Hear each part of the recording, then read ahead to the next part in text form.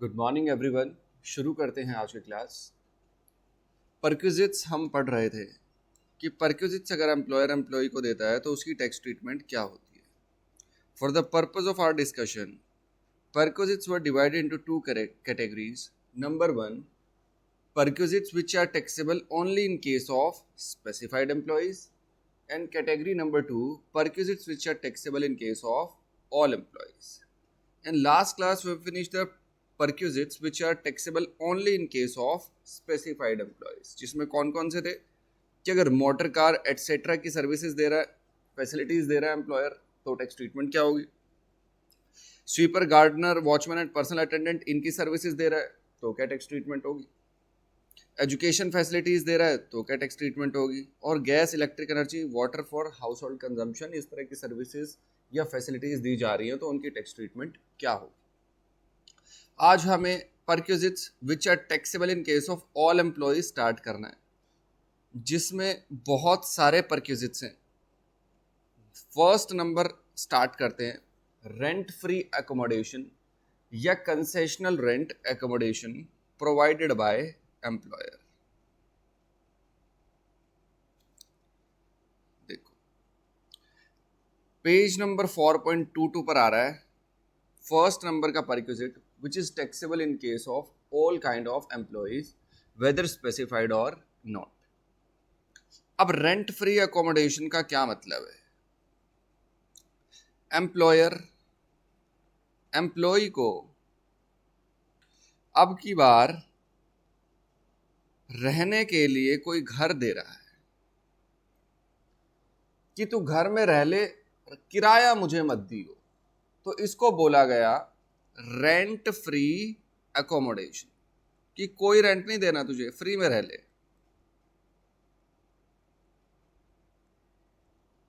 या हो सकता है एम्प्लॉयर कहे कि जा तू किसी होटल में रह ले, उसके खर्चे मैं बियर कर लूंगा, मैं अरेंज कर दूंगा तेरे लिए।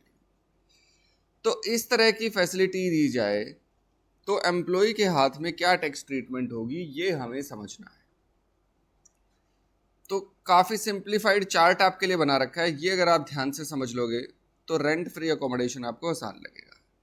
जितना हाईलाइट करूं पहले उतना देखना है। रेंट फ्री अकोमोडेशन और concessional accommodation provided by employer to employee और any member of his family या हाउस होल्ड को भी अगर दिया जाएगा, ये एम्प्लॉय की फैमिली को भी घर दिया जाएगा तो भी टैक्स ट्रीटमेंट यही रहेगी। फैमिली का क्या मतलब है वो अभी बाद में पढ़ लेंगे। तो टैक्सेबल अमाउंट कैसे निकलेगा। टैक्सेबल अमाउंट होगा जो भी रेंटल वैल्यू निकल के आ रही है उस घर की, वही टैक्सेबल अमाउंट माना जाएगा। रेंटल वैल्यू मतलब कि किराया तो ये ले नहीं रहा एम्प्लॉयर, फ्री में एम्प्लॉय को दे रहा है, तो अगर किसी तरीके से इस घर की रेंटल वैल्यू निकालने कि भाई अगर ये किसी और को किराए पे देता तो इतने रुपए आते, एम्प्लॉय को फ्री में दे रहा है तो जो इसका किराया बनता है वही एम्प्लॉय की इनकम बन जानी चाहिए, उतना ही बेनिफिट एम्प्लॉय को दिया इसने। तो टैक्सेबल अमाउंट क्या आ जाएगा, रेंटल वैल्यू ऑफ एकोमोडेशन, कि उसकी किराए की कीमत कितनी होती, कितना किराया चार्ज होता है उस चीज के लिए, वही एम्प्लॉय की सैलरी बन जाएगी। अब देखो ये तो था जनरल रूल कि घर फ्री में दे दिया रहने के लिए, तो जो भी उसकी रेंटल वैल्यू आ रही है वही परक्विजिट वैल्यू, वही टैक्सेबल अमाउंट माना जाएगा। लेकिन कुछ केसेस में एम्प्लॉय ऐसी जगह काम कर रहा होता है जहां पर टेम्परेरी नेचर का घर एम्प्लॉयर प्रोवाइड कर देता है उसे रहने के लिए। फॉर एग्जाम्पल कोई डैम बना हुआ है कहीं पर, डैम जनरली कहाँ बनते हैं, क्या शहर के अंदर डैम बनता है, नहीं, ये तो ऐसे एरिया में बनते हैं जहां पर दूर दूर तक कोई पॉपुलेशन कुछ ना हो, तो ऐसी जगह पर घर होना मुश्किल हो जाता है। तो एम्प्लॉय अगर ऐसी जगह काम कर रहा है, किसी डैम में काम कर रहा है या किसी माइन में काम कर रहा है, तो वहां पर घर मिलना मुश्किल हो जाता है एम्प्लॉय को, तो ऐसे केस में एम्प्लॉयर जनरली घर दे देता है। तो लो कह रहा है कि अगर इस तरह का स्पेसिफिक केस है कि जहां पर घर नहीं होते और टेम्परेरी नेचर का घर बनाकर एम्प्लॉयर एम्प्लॉय को दे रहा है कि वो वहां पर काम कर सके, तो ऐसे केस में ये जेन्युइन केस है। यहाँ पर कोई फायदा नहीं पहुंचाना चाह रहा एम्प्लॉयर उस एम्प्लॉय को, वो तो इसलिए दे रहा है क्योंकि वहां पर घर अवेलेबल नहीं है और उसे वहां पर काम करना है। तो ऐसे केस में टैक्सेबल अमाउंट होगा नील। क्या लिखा हुआ है? इफ सच फैसिलिटी मतलब rent free accommodation is provided to an employee working at mining site और an offshore site. Offshore exploration site का क्या मतलब होता है? जो समुद्र में बनी हुई होती है, जो ऑयल रिग्स बने होते हैं जहां से ऑयल एक्सट्रैक्ट होता है समुद्र के अंदर, उस साइट पर कोई टेम्परेरी घर बना रखा हो, या ऑन शोर ऑयल एक्सप्लोरेशन साइट कि जहां लैंड पर बना रखा हो। ऑफ शोर मतलब पानी में, ऑन शोर मतलब लैंड पर, और डैम साइट, इस तरह की जगहों पर कोई टेम्परेरी नेचर का घर बना रखा है, या इस तरह के रिमोट एरियाज में कोई घर सिचुएटेड है, तो ऐसे केस में टैक्सेबल अमाउंट रहेगा नील। कि मजबूरी है जी घर देना, एम्प्लॉय रहेगा कहाँ, खुद का घर वहां पे बना ही नहीं सकता, वहां पर कोई घर ही नहीं है कि किराए पे ले, तो इसीलिए वहां पर अगर टेम्परेरी नेचर का घर दिया जा रहा है तो फिर टैक्सेबल अमाउंट रहेगा नील। और अगर इस तरह का केस नहीं है, अदर एम्प्लॉयज को रेंट फ्री अकोमोडेशन दिया जा रहा है, तो लोग कहते हैं चेक करो कि कहीं एम्प्लॉय की ट्रांसफर तो नहीं हो रही, इस वजह से दिया जा रहा हो। अगर ट्रांसफर नहीं हो रही तो हमने पढ़ा कि rental value of accommodation he taxable amount बन जाएगा। और अगर ट्रांसफर हुई है एम्प्लॉय की, इस वजह से घर दिया जा रहा है, तो देखना क्या कहता है लोग। मिस्टर एक्स नाम का एक एम्प्लॉय है जो पहले दिल्ली में काम करता था, दिल्ली में उसका खुद का घर था, वहां पर रहता था। अब उसकी ट्रांसफर कर दी एम्प्लॉयर ने मुंबई। अब जब ये मुंबई पहुंचेगा तो क्या उसी दिन इसके पास कोई घर होगा? जाएगा वहां पर, देखेगा कौन सी जगह पास पड़ती है ऑफिस के, रेट्स देखेगा, जगह देखेगा, उसके बाद ही तो ले पाएगा। तो मीनवाइल जैसे ही वो मुंबई पहुंचेगा तो थोड़े दिन का टाइम ऐसा हो सकता है कि उसे घर ना मिले, इस वजह से वो होटल में रह ले, और ये खर्चा उसका एम्प्लॉयर बियर करे या एम्प्लॉयर अरेंज करे उसके लिए होटल फैसिलिटी। तो क्या ऐसे केस में ये अमाउंट टैक्सेबल होना चाहिए? ये फैसिलिटी कि जो होटल में थोड़े दिन के लिए, जब तक कि वो सेटल ना हो जाए, उतने दिन के लिए जो फैसिलिटी दी गई होटल के अंदर, क्या वो एम्प्लॉय की इनकम मानी जानी चाहिए? ये देखते हुए कि ये जेन्युइन केस है, और प्रैक्टिकली ऐसा होता भी है कि अगर आप एकदम से ट्रांसफर ले लोगे तो कहीं जाओगे तो एकदम से सारी चीजें अरेंज नहीं होंगी, इसलिए लॉ में लिखा कि अगर ट्रांसफर हो रही है, इस वजह से होटल में मैक्सिमम 15 डेज के लिए अगर आप रह रहे हो, यानी इतने दिनों में आप अरेंजमेंट कर लोगे, तो 15 दिन के लिए जो आप होटल में रहे, ये फैसिलिटी जो दी एम्प्लॉयर ने, इसके लिए हम कोई टैक्स आपसे नहीं लेंगे, इस फैसिलिटी का टैक्सेबल अमाउंट आएगा नील। तो यही बात लिखी है कि इस तरह के एम्प्लॉयज को दिया जा रहा है तो नील, अदर एम्प्लॉयज को दिया जा रहा है और उनकी ट्रांसफर हुई है, इस वजह से होटल में रुक रहे हैं for a maximum period of 15 days, अगर ऐसा केस है तो टैक्सेबल अमाउंट आएगा नील, जेन्युइन केस मानते हुए।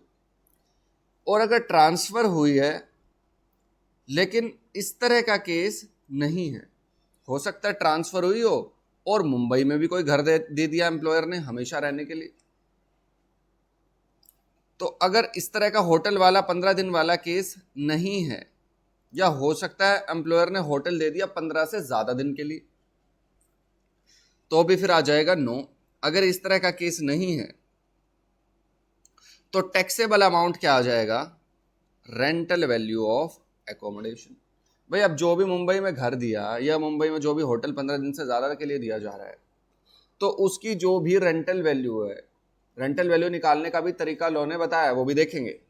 तो जो भी उसकी रेंटल वैल्यू है वही टैक्सेबल अमाउंट बन जाएगा।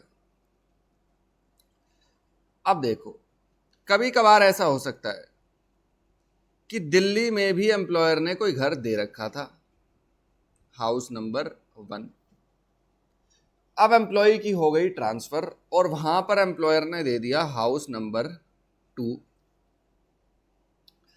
अगर वो दिल्ली वाला घर छोड़ दे और मुंबई वाले घर में रहने लग जाए तो जब तक दिल्ली वाले घर में रहा उतने पीरियड का तो टैक्सेबल अमाउंट इसकी रेंटल वैल्यू ऑफ अकोमोडेशन आएगा, और जब ये मुंबई आ गया और इस घर में रहने लगा तो बचे हुए पीरियड का टैक्सेबल अमाउंट इस घर की रेंटल वैल्यू आएगा। भाई जितने पीरियड जिस घर में रहा उसकी रेंटल वैल्यू निकाल लेंगे। लेकिन कभी कभार ट्रांसफर के केस में ऐसा हो जाता है कि इसकी ट्रांसफर होगी, उसे इमीडिएट ज्वाइनिंग करनी है मुंबई ऑफिस में, लेकिन एकदम से ये वाला घर छोड़ नहीं सकता, वहां पर सामान रखा है, इसकी फैमिली रह रही है, तो एकदम से ये वाला घर नहीं छोड़ सकता। और मुंबई आ गया है तो इसे कोई ना कोई घर तो लेना पड़ेगा, कहीं ना कहीं तो रहेगा। तो ऐसी सिचुएशन अराइज हो सकती है for a small period of time कि एम्प्लॉय के पास अभी के लिए ये घर भी है और ये घर भी है, तो क्या दोनों घरों का रेंटल वैल्यू टैक्सेबल अमाउंट में आ जाएगा? कि अभी उसने खाली नहीं किया और लेकिन यहां पर भी आ गया, तो क्या दोनों घरों का टैक्सेबल अमाउंट ऐड होगा? ऐसे केस में लॉ एक बेनिफिट दे रहा है कि हमें भी पता है ट्रांसफर के टाइम पर एकदम से आप पुराना घर नहीं छोड़ सकते, और ऐसी सिचुएशन आ जाएगी कि ऑन पेपर ऐसा दिख रहा है कि आपके पास 2 घर की फैसिलिटी एम्प्लॉयर ने दी है।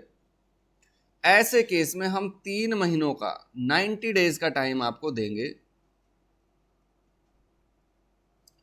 कि 90 डेज तक तो हम इन दोनों में से जिस भी घर में लोअर रेंटल वैल्यू निकल के आ रही है 90 डेज तक के लिए वो टैक्सेबल अमाउंट मानेंगे।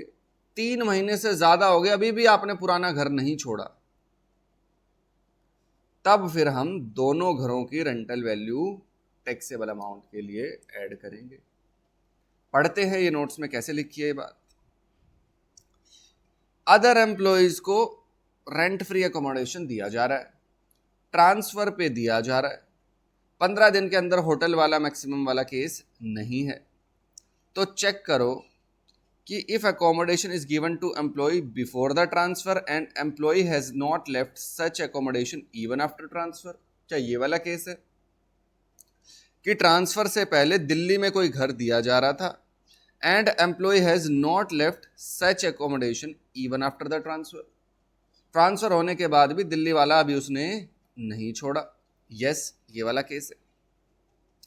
Then taxable amount for both accommodations कैसे निकलेगा? कह रहा है for up to first 90 days of accommodation, पहले 90 दिनों के लिए हम क्या करेंगे, rental value of old accommodation और rental value of new accommodation whichever is lower लेके चलेंगे। 90 दिन से ज्यादा का टाइम अगर है बैलेंस पीरियड, तो rental value of old accommodation plus rental value of new accommodation दोनों ऐड करके टैक्सेबल अमाउंट निकालेंगे। रिपीट कर दो सारी बातें। एम्प्लॉयर दे रहा है एम्प्लॉय को घर रहने के लिए, ऑनरशिप ट्रांसफर नहीं कर रहा, क्या कर रहा है कि तू रह ले इसमें, रेंट मत दे या थोड़ा सा rent they they.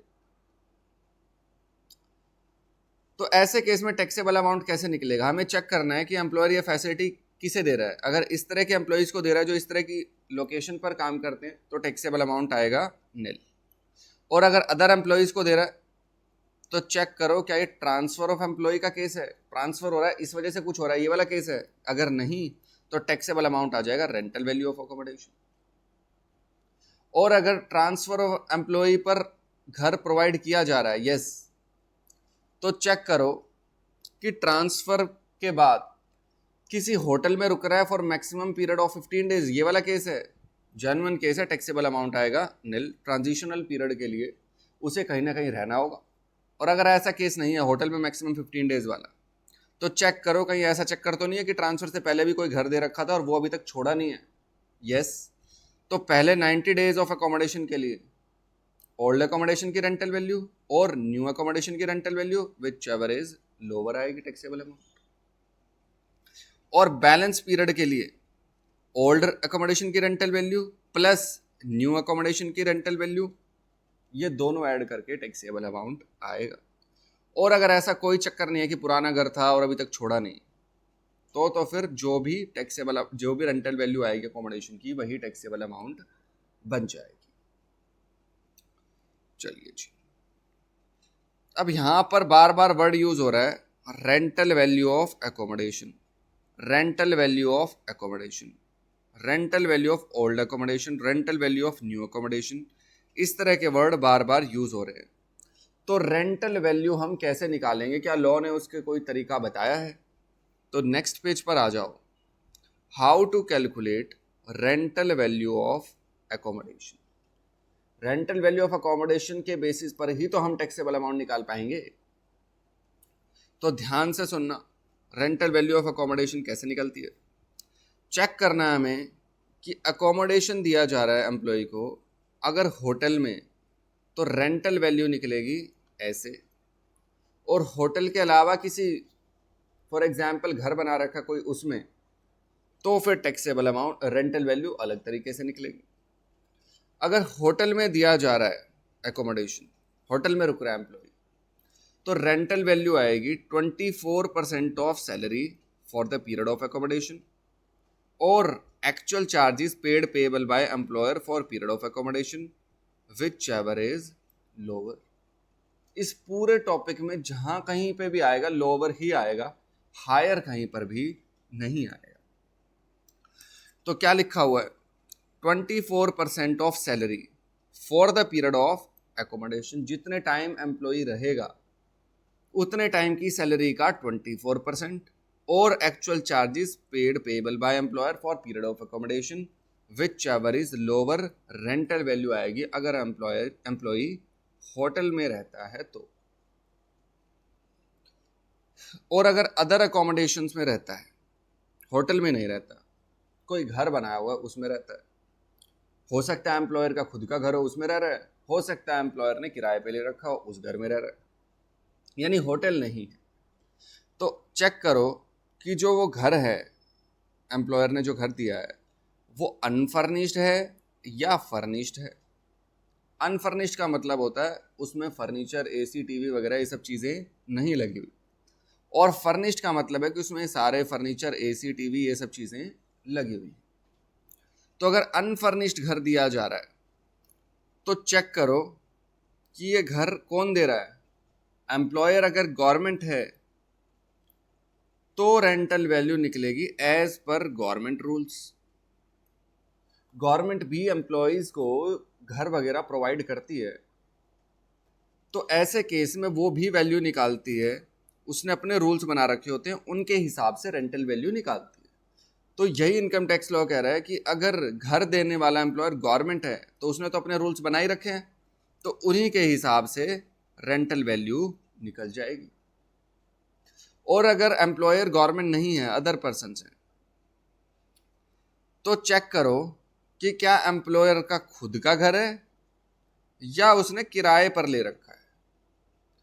If employer has taken accommodation on hire then rental value shall be 15% of salary for the period of accommodation और actual charges paid payable by employer for the period of accommodation whichever is lower. और अगर उसका खुद का घर है तो हम पॉपुलेशन के बेसिस पर, उस सिटी की पॉपुलेशन के बेसिस पर रेंटल वैल्यू निकालेंगे।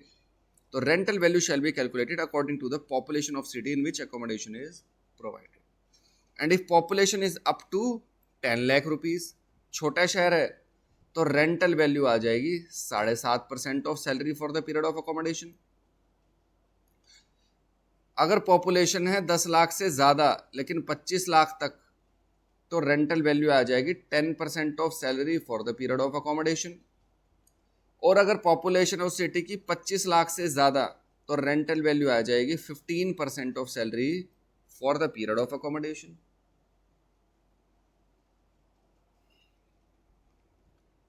ये था अगर हाउस अनफर्निश्ड है, अकोमोडेशन अनफर्निश्ड है, तो रेंटल वैल्यू ऐसे निकलेगी। और अगर अकोमोडेशन फर्निश्ड है तो फर्निश्ड की रेंटल वैल्यू अनफर्निश्ड से ज़्यादा आएगी। कॉमन सेंस की बात है।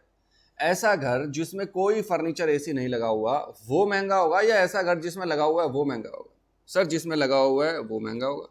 तो अगर फर्निश्ड अकोमोडेशन है तो उसकी रेंटल वैल्यू कैसे निकलेगी? कह रहा है अनफर्निश्ड की निकाल लो, जैसे निकालते हो उसमें जो भी फर्नीचर वगैरह एम्प्लॉयर ने लगाया हुआ है, अगर खुद का लगाया तो उसका 10% per annum of cost of furniture for the period of accommodation add कर देना। और अगर उसने किराए पे लिया है तो actual hire charges paid by employer ये ऐड कर देना। इनफैक्ट मोटर कार वाले टॉपिक में भी जब वो मोटर कार पूरी तरह से पर्सनल पर्पस के लिए देता है तब भी हमने यही किया था कि 10% per annum of cost of car और एक्चुअल हायर चार्जेस अगर उसने किराए पर ले रखी है। तो यही बात यहां लिखी है। तो फर्निश्ड की रेंटल वैल्यू अनफर्निश्ड से हमेशा ज़्यादा आएगी। क्यों? क्योंकि अनफर्निश्ड की जो आएगी उसमें ऐड करना है हमें तो फर्नीचर की वैल्यू। चलिए रिपीट कर दूं सारी बातें। हम पढ़ रहे हैं कि अगर एम्प्लॉई को रेंट फ्री अकोमोडेशन दिया जाए, रहने के लिए जगह दी जाए, घर दिया जाए, होटल दिया जाए, तो ऐसे केस में एम्प्लॉई के हाथ में टैक्सेबल अमाउंट कैसे निकलेगा? तो लॉ कहता है कि चेक करो क्या इस तरह की साइट्स पर टेम्परेरी नेचर का कोई घर दिया जा रहा है, या इस तरह के एरिया में लोकेटेड है, रिमोट एरिया में जहां पर नहीं बन सकता घर, एम्प्लॉय नहीं रह सकता, यस, तो टैक्सेबल अमाउंट निल। अदर एम्प्लॉयज को दिया जा रहा है, क्या ट्रांसफर पर दिया जा रहा है?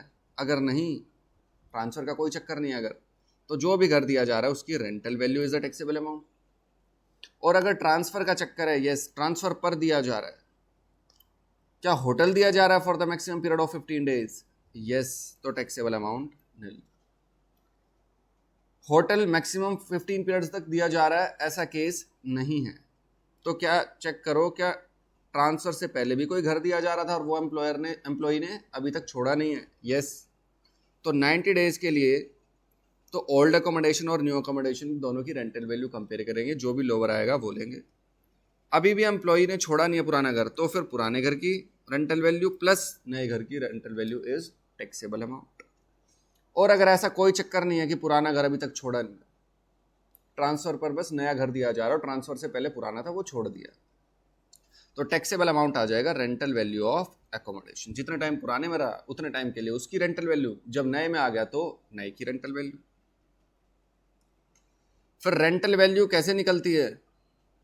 अगर अकोमोडेशन दिया जा रहा है होटल में तो रेंटल वैल्यू आ जाएगी 24% of salary for the period of accommodation और actual charges paid by employer for the period of accommodation whichever is lower. Hotel में नहीं दिया जा रहा, खुद का घर है कोई या किराए पे ले रखा कोई घर, वहाँ पर दिया जा रहा है। अकोमोडेशन अगर अनफर्निश्ड है तो चेक करो एम्प्लॉयर गवर्नमेंट तो नहीं है, गवर्नमेंट अगर घर दे रही है तो गवर्नमेंट रूल्स के हिसाब से रेंटल वैल्यू निकाल लेना। और अगर गवर्नमेंट नहीं है, एम्प्लॉयर अदर पर्सनस हैं, तो चेक करो क्या एम्प्लॉयर ने किराए पर यह घर लिया था, अगर हाँ तो 15% ऑफ सैलरी और actual hire charges whichever is lower. ये देखो अगर एम्प्लॉयर होटल देता है तो होटल के लिए 24% ऑफ सैलरी और actual hire charges whichever is lower आ रहा है। और अगर एम्प्लॉयर घर नहीं देता लेकिन किराए पर लेकर दे रहा है तो होटल की तरह ही वैल्यू निकलेगी, लेकिन होटल थोड़ा महंगा होता है तो 24% ऑफ सैलरी आ रहा है, और वैसा कोई घर देगा तो वो सस्ता होता है तो इसलिए 15% ऑफ सैलरी आ रहा है। यही डिफरेंस है होटल वाले में और इस वाले में।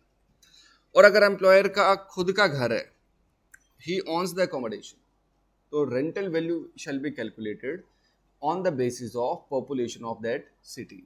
If population is up to 10 lakhs, then rental value shall be 7.5% of salary for the period of accommodation. If population of city is greater than 10 lakhs but up to 25 lakhs, then rental value shall be 10% of salary for the period of accommodation. If population is greater than 25 lakhs, then rental value shall be 15% of salary for the period of accommodation. और अगर घर furnished है तो unfurnished की जैसे निकाली थी उसमें फर्नीचर की वैल्यू ऐड कर देना. फर्नीचर की वैल्यू क्या आएगी? अगर फर्नीचर खुद का है, खरीदा हुआ एम्प्लॉयर ने, तो 10% of cost of furniture for the period of accommodation. और अगर उसने भी खुद भी किराए पर ले रखा एम्प्लॉयर ने, तो जो भी एक्चुअल हायर चार्जेस पे किए एम्प्लॉयर ने वो ऐड कर देना for the purpose of calculating rental value. अब यहां पर सैलरी वर्ड बार बार यूज हो रहा है. 24% of salary, 15% of salary, 7.5% of salary, 10% of salary, 15% of salary. तो सैलरी का क्या मतलब है? सबसे बड़ा इशू तो इस चैप्टर का यही है कि सैलरी का मतलब हर जगह अलग अलग है. कुछ जगह सेम है, कुछ जगह अलग है.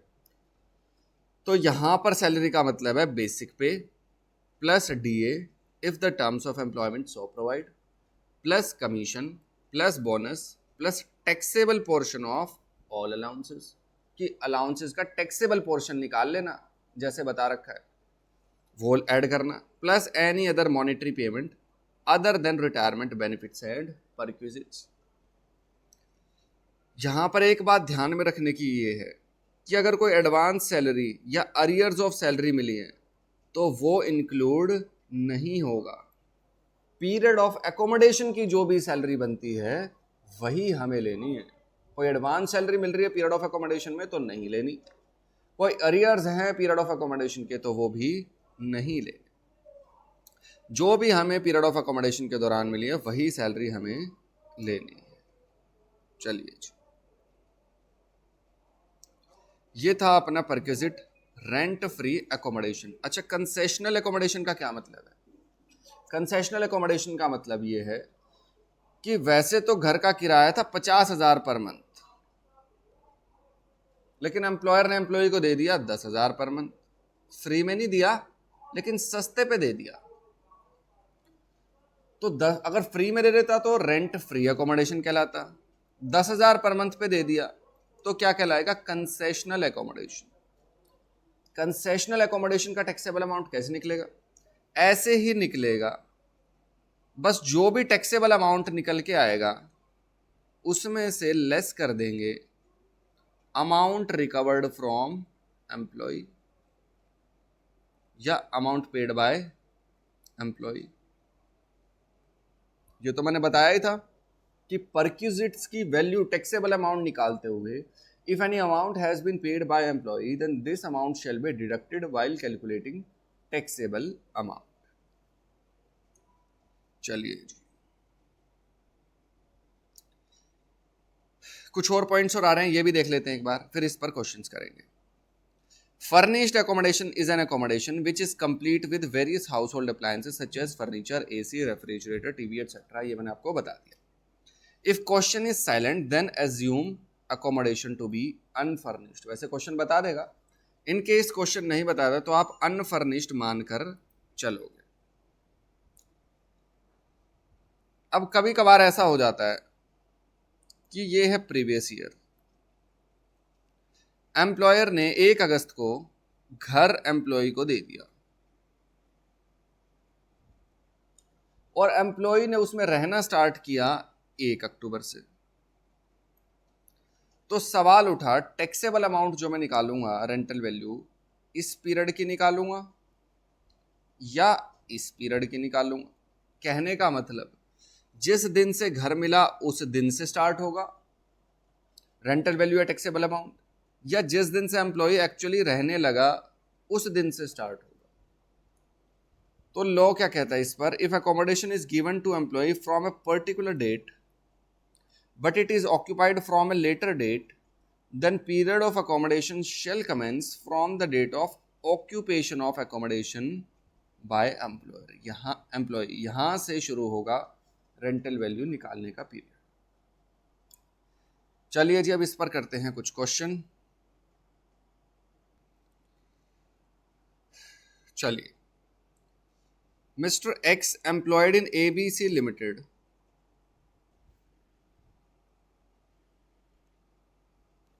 देखिए, mister X is employed in ABC limited and getting basic pay ₹20,000 per month and dearness allowance ₹10,000 per month.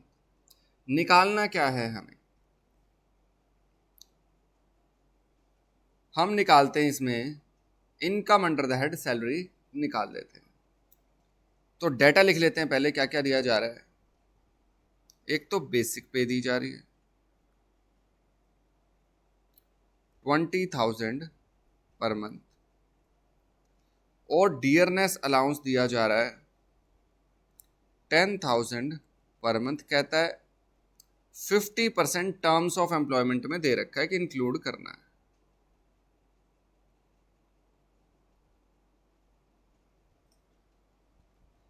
Employer has paid bonus, bonus भी दिया जा रहा है 1,000 पर मंथ। देख लिया करो क्या चीज पर मंथ है और क्या चीज पूरे साल की है। कमीशन दिया जा रहा है 2,000 पर मंथ।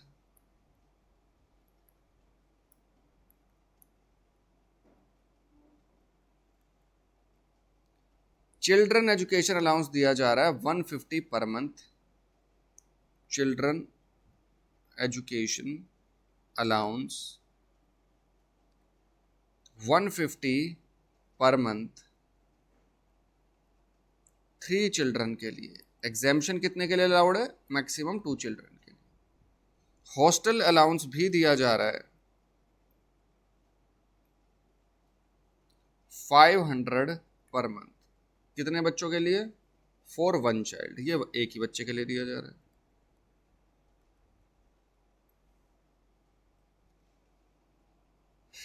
एंटरटेनमेंट अलाउंस दिया जा रहा है 500 per month.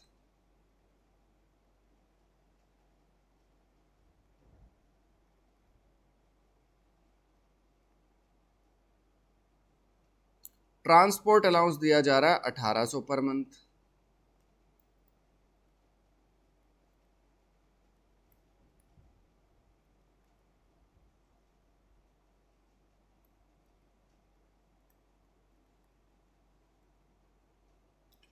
Employer has paid professional tax का अभी हमें कुछ भी नहीं पता। Employer has paid professional tax 200 rupees per month. ये भी एम्प्लॉय की सैलरी बन जाता है, अभी आपको पढ़ाया नहीं है, मान के चलो एम्प्लॉय की सैलरी बन जाता है। तो professional tax 200 per month. Employer has provided him club facility and has paid membership fees of ₹1,000 per month. ये भी पढ़ना बाकी है, मान के चलते हैं ये भी इनकम बन जाता है 1,000 रुपए पर मंथ।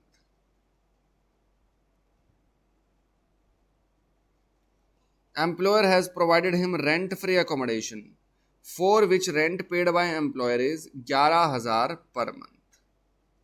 रेंट फ्री अकोमोडेशन दिया जा रहा है जिसके लिए एम्प्लॉयर ने रेंट पे किया है 11,000 पर मंथ।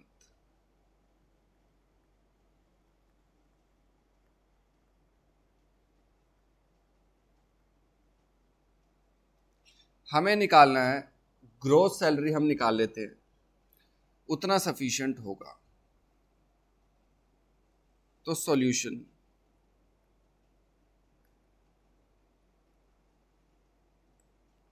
ग्रॉस सैलरी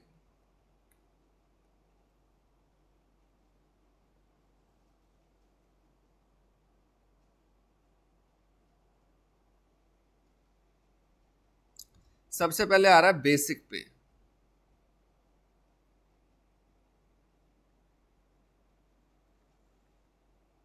कितनी है बेसिक पे?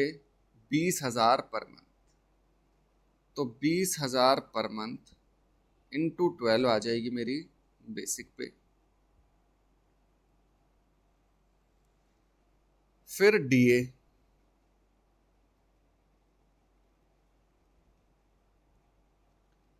10,000 पर मंथ।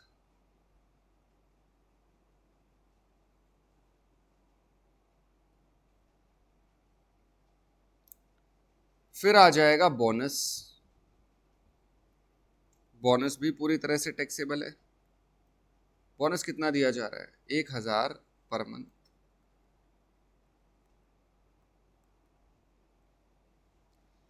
फिर आ रहा है कमीशन 2,000 पर मंथ।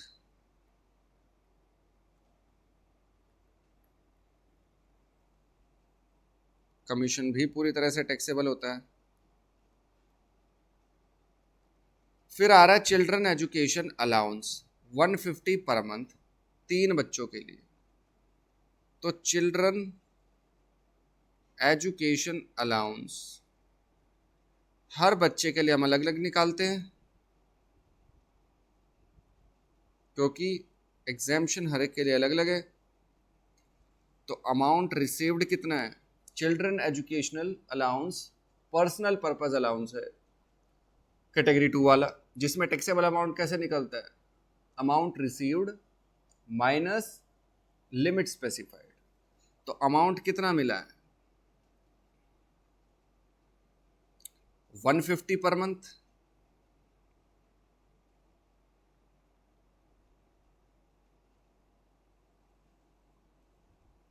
इसमें से एग्जेम्प्ट कितना है?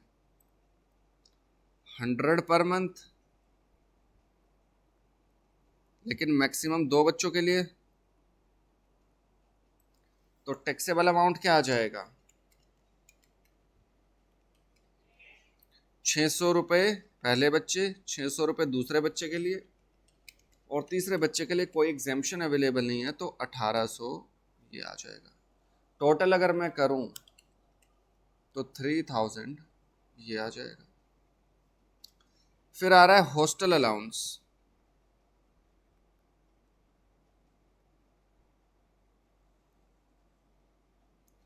₹500 पर मंथ एक ही चाइल्ड के लिए दिया जा रहा है।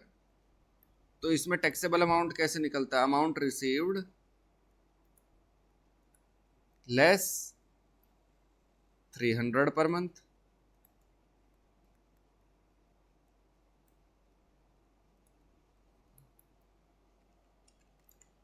तो ये आ जाएगा 2400 रुपये टैक्सेबल। और देखते हैं एंटरटेनमेंट अलाउंस 500 पर मंथ। ये तो पूरी तरह से टैक्सेबल होता है, थर्ड कैटेगरी का अलाउंस है।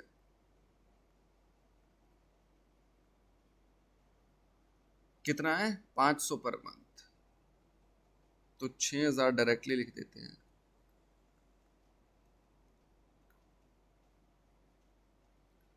फिर आ रहा है transport allowance 1800 per month. Handicapped employees के लिए तो फिर भी एग्जेम्प्ट है,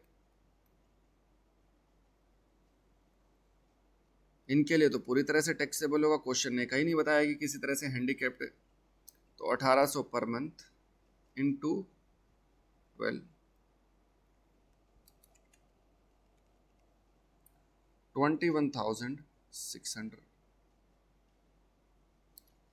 प्रोफेशनल टैक्स 200 पर मंथ।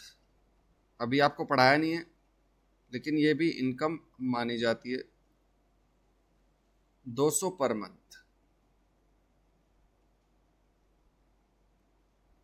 2400 रुपये आ गया। क्लब की फैसिलिटीज दी जा रही है 1000 रुपये पर मंथ। क्लब की मेंबरशिप एम्प्लॉयर ने पे कर दी, मान के चलो टैक्सेबल। अभी पढ़ना बाकी है।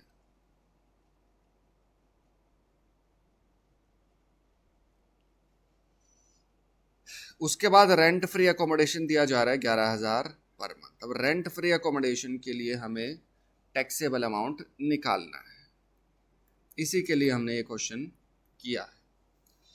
रेंट फ्री अकोमोडेशन के लिए टैक्सेबल अमाउंट कैसे निकलता है? सबसे पहले चेक करो कि जो घर दिया जा रहा है वो क्या किसी ऑन शोर या ऑफ शोर माइनिंग साइट या डैम या कोई रिमोट एरिया की जगह पर दिया जा रहा है घर।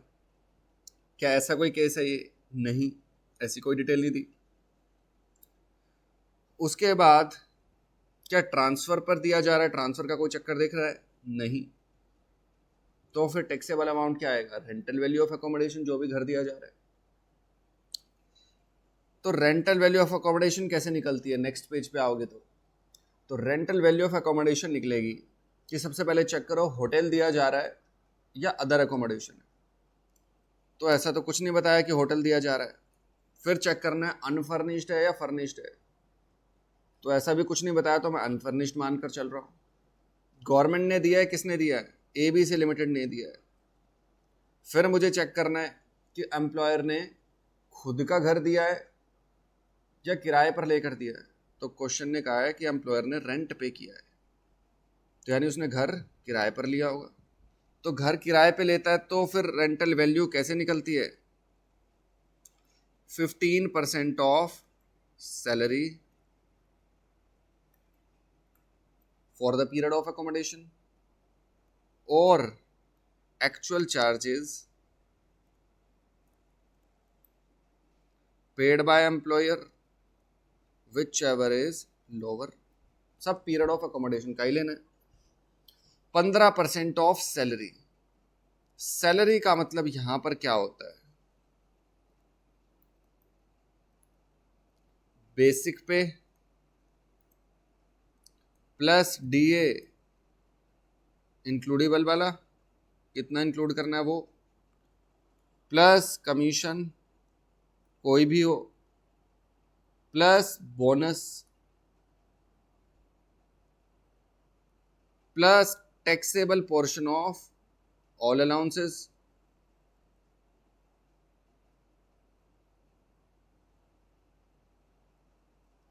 Plus any other monetary payment other than retirement benefits and perquisites. इनके अलावा कोई और मॉनिटरी पेमेंट दी जा रही है तो वो भी हम सैलरी में ले लेंगे। तो 15% of salary for the period of accommodation लेनी है। अब कुछ नहीं बोला तो मैं मान के चल रहा हूँ पूरे साल के लिए ये घर दिया जा रहा है। क्वेश्चन ने कुछ स्पेसिफाई किया नहीं, तो मान के चलते हैं कि पूरे साल के लिए ही ये दिया जा रहा है। तो चलिए, बेसिक पे कितनी आई है अपनी?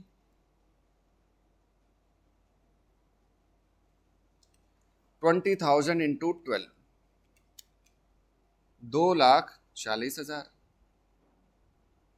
तो एक तो ये लेना है, प्लस DA इंक्लूड जितना करना उतना लेना है। तो वैसे तो पूरा DA 1,20,000 मिला है, कह रहा है इसमें से 50% इंक्लूड करना है, तो 60,000 इंक्लूड कर दिया। सैलरी का मतलब तो यही होता है, rent free accommodation. Plus commission जो भी दिया जा रहा है वो लेना हमें। तो 2,000 इंटू 12, 24,000 कमीशन दिया जा रहा है और 12,000 बोनस दिया जा रहा है। ये दोनों चीज़ हमें लेनी है।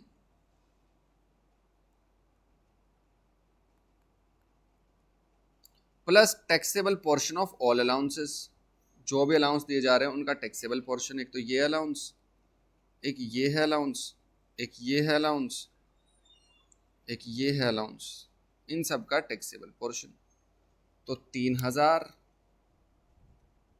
प्लस 2,400 प्लस 6,000 प्लस 21,600, 33,000 आ गया मेरा taxable portion of all allowances. Plus और कोई monetary payment other than perquisites. तो प्रोफेशनल टैक्स और क्लब की मेंबरशिप ये परक्यूजिट्स में आते हैं, तो इसलिए इनको मैं ऐड नहीं करूंगा। तो यही आ जाएगी अपनी salary 2,40,000 plus 60,000 plus 24,000 plus 12,000 plus 33,000 का 15%, 55,350। ये आ गया मेरा 15% ऑफ सैलरी। और actual hire charges paid by employer वो कितने हैं? 11,000 पर मंथ। तो 11,000 into 12, 1,32,000। Which ever is lower rent free accommodation का टैक्सेबल अमाउंट आ जाएगा। तो ये आ गया 55,350। तो ऐड कर देंगे सब कुछ तो अपनी ग्रोस सैलरी आ जाएगी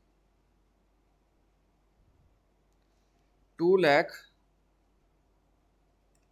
40,000 plus 1,20,000 plus 12,000 plus 24,000 plus 3,000 plus 2,400 plus 6,000 plus 21,600 plus 2,400 plus 12,000 plus 55,350।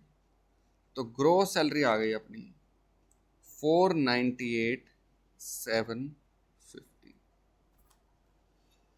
Answer check कर लेते हैं।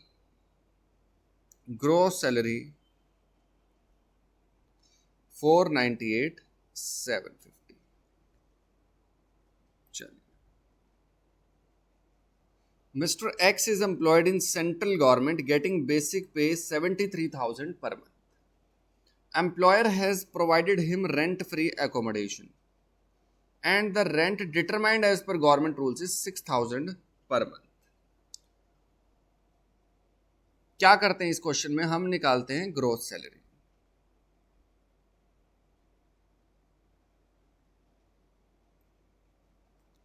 डिटेल्स क्या क्या दिए वो लिख लेते हैं। बेसिक पे दिए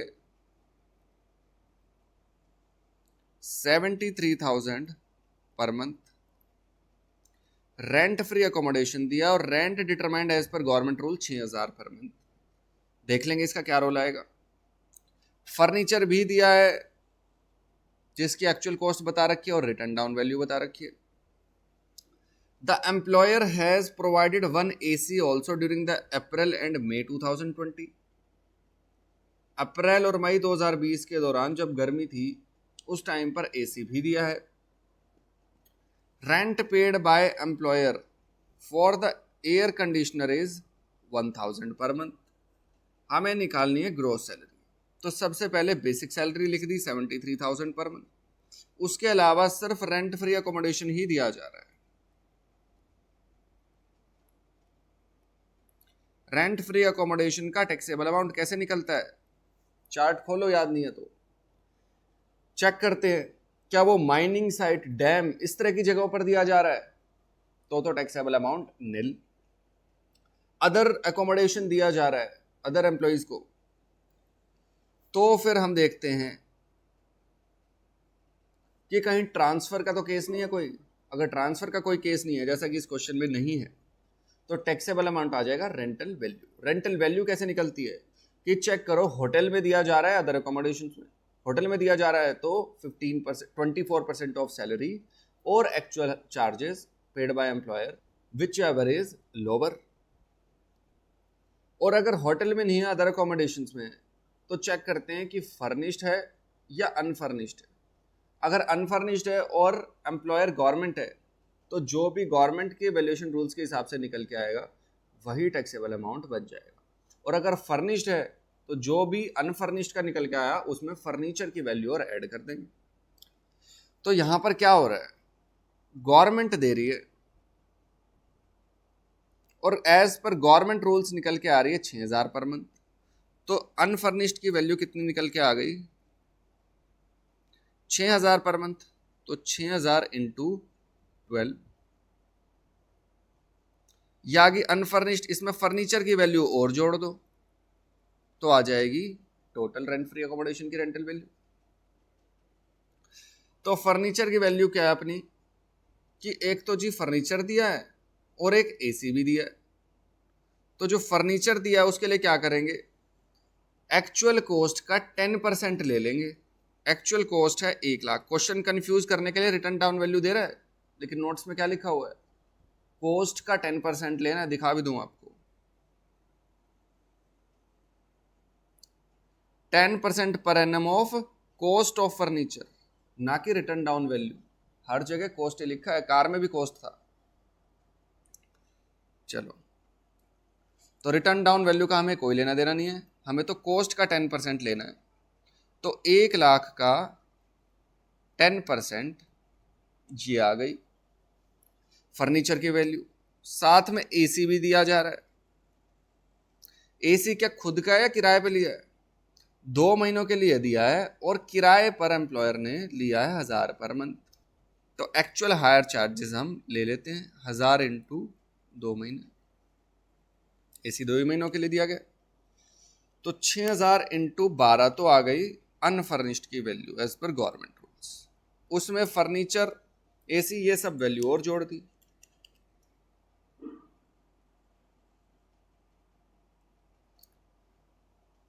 तो टोटल रेंट फ्री अकोमोडेशन की वैल्यू कितनी आ जाएगी? 72,000 प्लस 10,000 प्लस 2,000, 84,000। और बेसिक सैलरी कितनी आ जाएगी अपनी? तो ग्रॉस सैलरी आ जाएगी 9,60,000।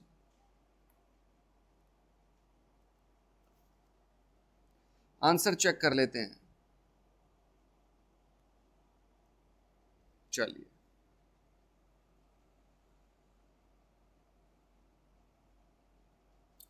और देखो, X is employed in ABC Limited and is getting a basic pay of rupees 30,000 per month, साथ में dearness allowance of rupees 10,000 per month. Employer has provided him a rent-free accommodation at a place with a population of rupees 4 lakh, which is owned by the employer himself.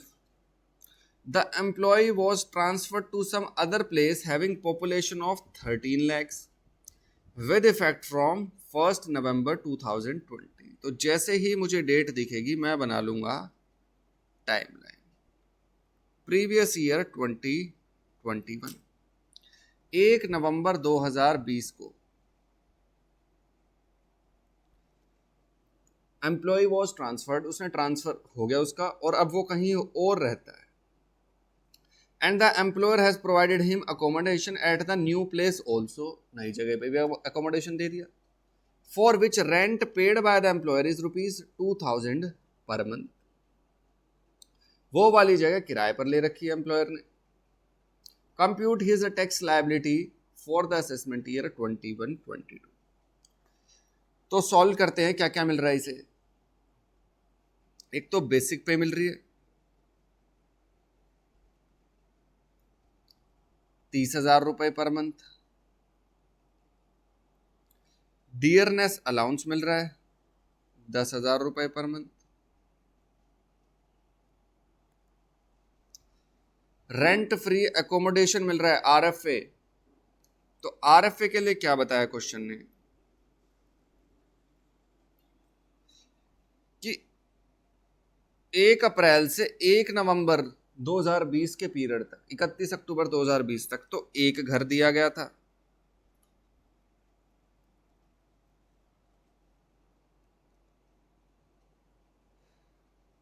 लिख रखा ना, employer has provided him a rent free accommodation, और यहां पर population थी 4 लाख। उसके बाद उसकी ट्रांसफर हो गई some other place having population of 13 lakh with effect from 1 November 2020 and the employer has provided him accommodation at the new place also। और नई जगह पर एक और दे दिया। तो इस पीरियड के लिए क्या होगा, एक आरएफ रेंट फ्री अकोमोडेशन तो 4 लाख की पॉपुलेशन वाला है, एक और दे दिया एम्प्लॉयर ने 13 लाख की पॉपुलेशन वाला।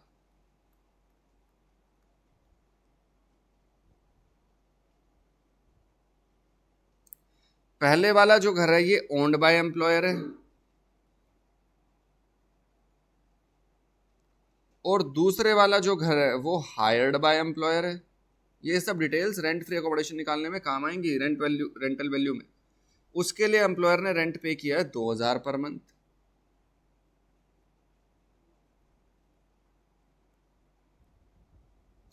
हमें निकालना है टैक्सेबल अमाउंट। चलिए,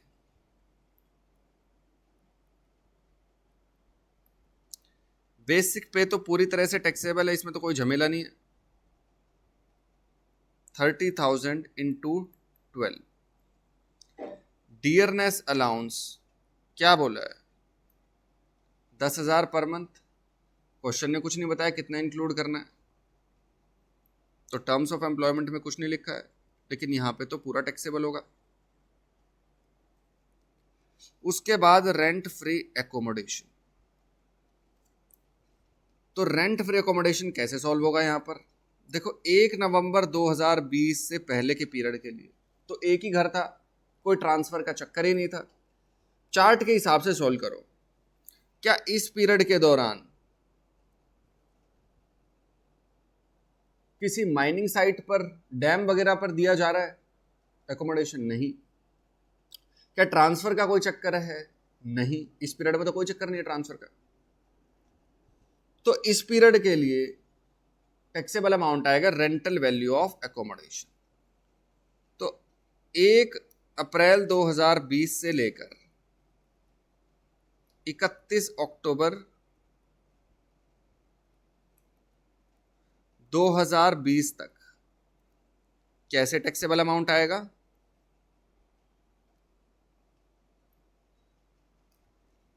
rental value of rent free accommodation 1, पहले हाउस की जो भी रेंटल वैल्यू आएगी इस पीरियड की, वही टैक्सेबल अमाउंट आ जाएगा इस पीरियड का। तो रेंटल वैल्यू कैसे निकलेगी? देखो, क्या ये होटल में दिया गया है? नहीं। क्या ये अनफर्निश्ड है या फर्निश्ड है? कुछ नहीं बोला तो अनफर्निश्ड।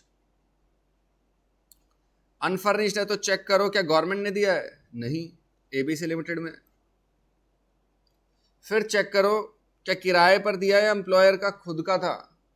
तो पहला घर तो खुद का ही है। तो रेंटल वैल्यू कैसे निकलेगी? पॉपुलेशन के बेसिस पर। तो अगर पॉपुलेशन है 10 लाख तक तो रेंटल वैल्यू क्या आ जाएगी? 7.5% ऑफ सैलरी। तो पॉपुलेशन बता रखी है 4 लाख, तो रेंटल वैल्यू क्या आ जाएगी? 7.5% of salary for the period of accommodation.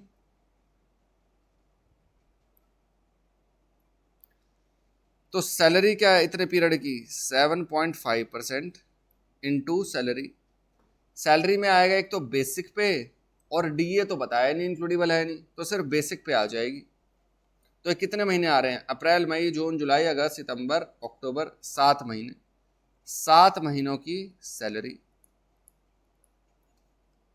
30,000 into 7 into 7.5%, 15,750। जिस पीरियड में एक ही घर था, ट्रांसफर का कोई चक्कर नहीं था, उसकी तो ऐसे निकलेगी। फिर ट्रांसफर हो गया तो 1 नवंबर 2020 से लेकर 31 मार्च 2021 के पीरियड के लिए टैक्सेबल अमाउंट कैसे निकलेगा? अब सिचुएशन में बदलाव आया, एक और घर दिया जा रहा है। तो ऐसे केस में हम क्या करते हैं? पहले 3 महीनों के लिए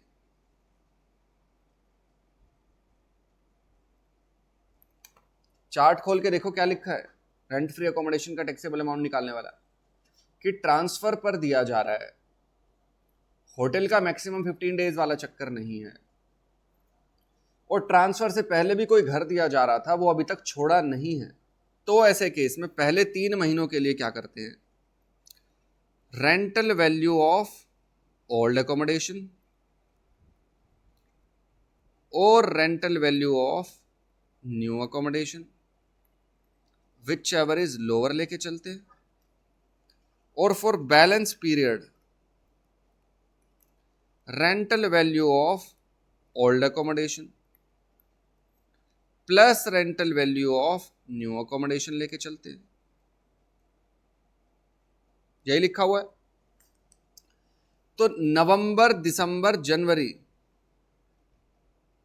इतने पीरियड के लिए ये काम करेंगे, और फेब और मार्च के लिए ये करेंगे। तो देखो rental value of old accommodation क्या आएगी? ओल्ड अकोमोडेशन तो खुद का था, पॉपुलेशन के बेसिस पर उसका आंसर निकल रहा था, तो 7.5% ऑफ सैलरी आ रहा था for the period of accommodation. Salary कितनी है? 30,000 इंटू 3 इंटू 7.5%, तो ये आ गया 6,750 और rental value of new accommodation whichever is lower. New accommodation क्या है? हायर्ड बाय एम्प्लॉयर है तो पॉपुलेशन का हमें कुछ नहीं करना, तो 15% ऑफ सैलरी और actual charges paid by employer whichever is lower आ जाएगी रेंटल वैल्यू। तो सैलरी है 30,000 इंटू 3, उसका 15% 13,500 और actual charges paid by employer वो कितने हैं? 2,000 पर मंथ, तो 3 महीने का आ जाएगा 3 into 2,000 6,000 which ever is lower. तो 6,000 आ गई नए घर की रेंटल वैल्यू। हमें क्या करना है? दोनों में से लोअर उठाना है। और बचे हुए पीरियड के लिए क्या लिखा हुआ है? पुराने की रेंटल वैल्यू प्लस नए की रेंटल वैल्यू ऐड करके जो आएगा वो उठाना है। तो पुराने घर की रेंटल वैल्यू क्या है फरवरी और मार्च के लिए? 7.5% ऑफ सैलरी, तो 30,000 इंटू 2 60,000 इंटू 7.5% 4,500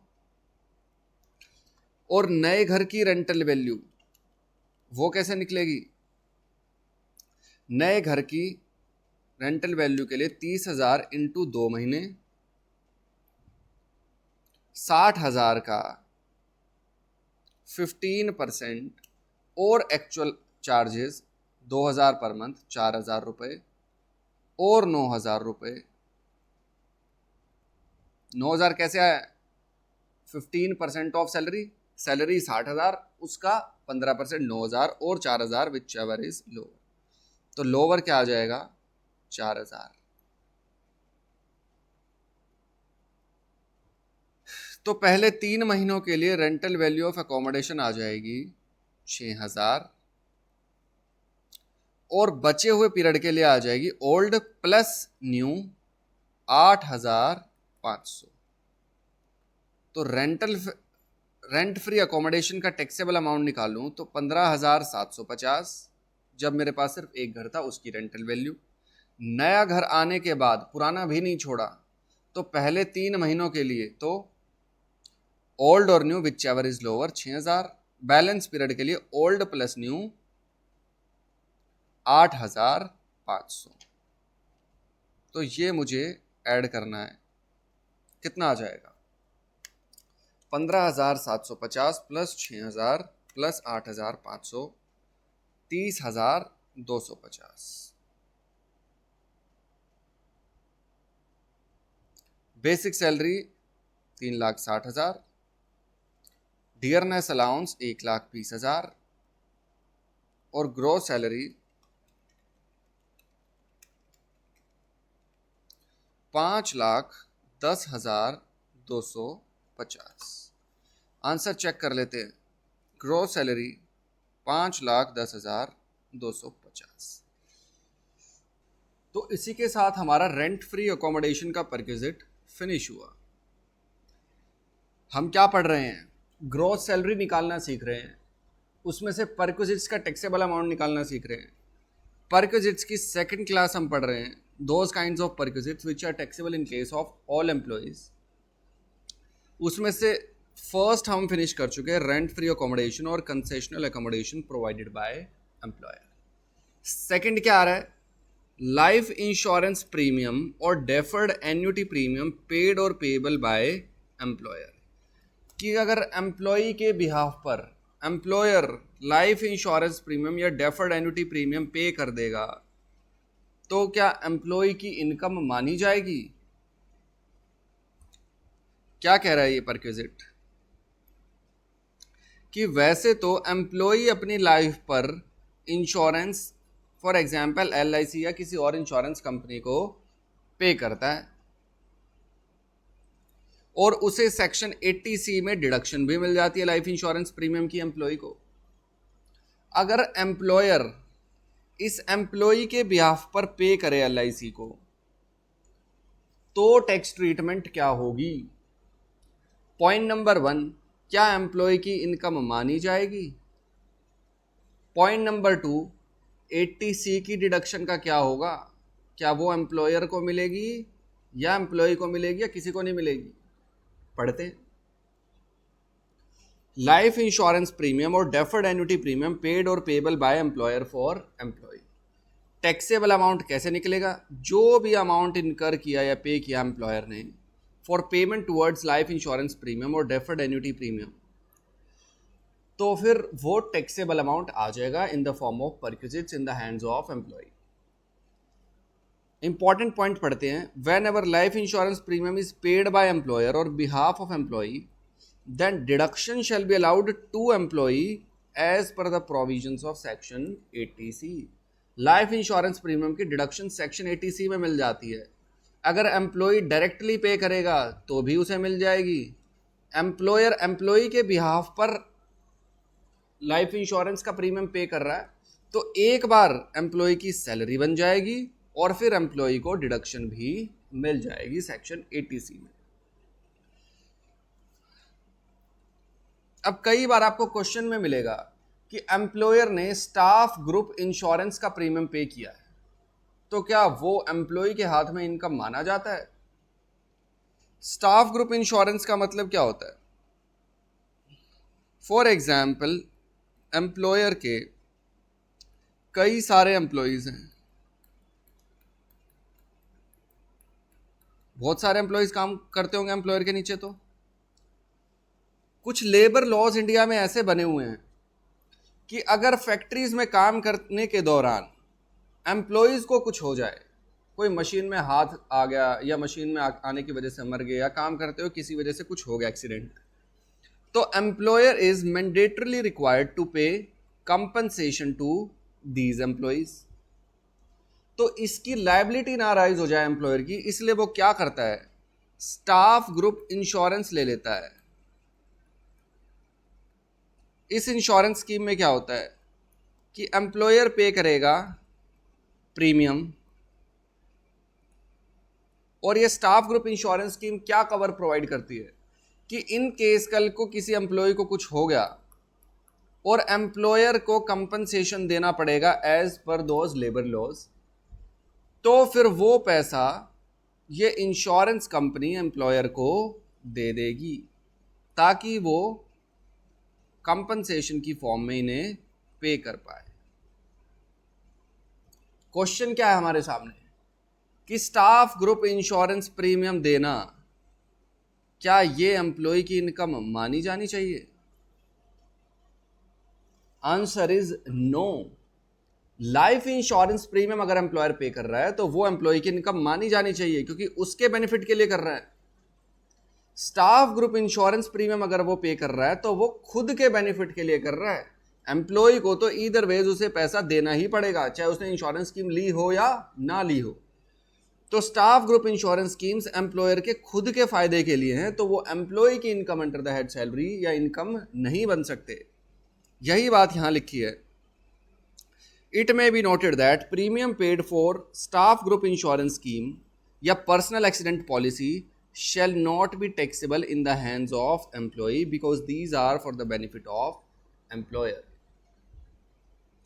तो ये था अपना दूसरा perquisite which is taxable in case of all employees की लाइफ इंश्योरेंस प्रीमियम दिया या डेफर्ड एन्युटी प्रीमियम दिया तो फिर वो एग्जेम्प्ट नहीं होगा, एम्प्लॉय की इनकम मानी जाती है लेकिन उसे डिडक्शन मिल जाती है सेक्शन 80C में।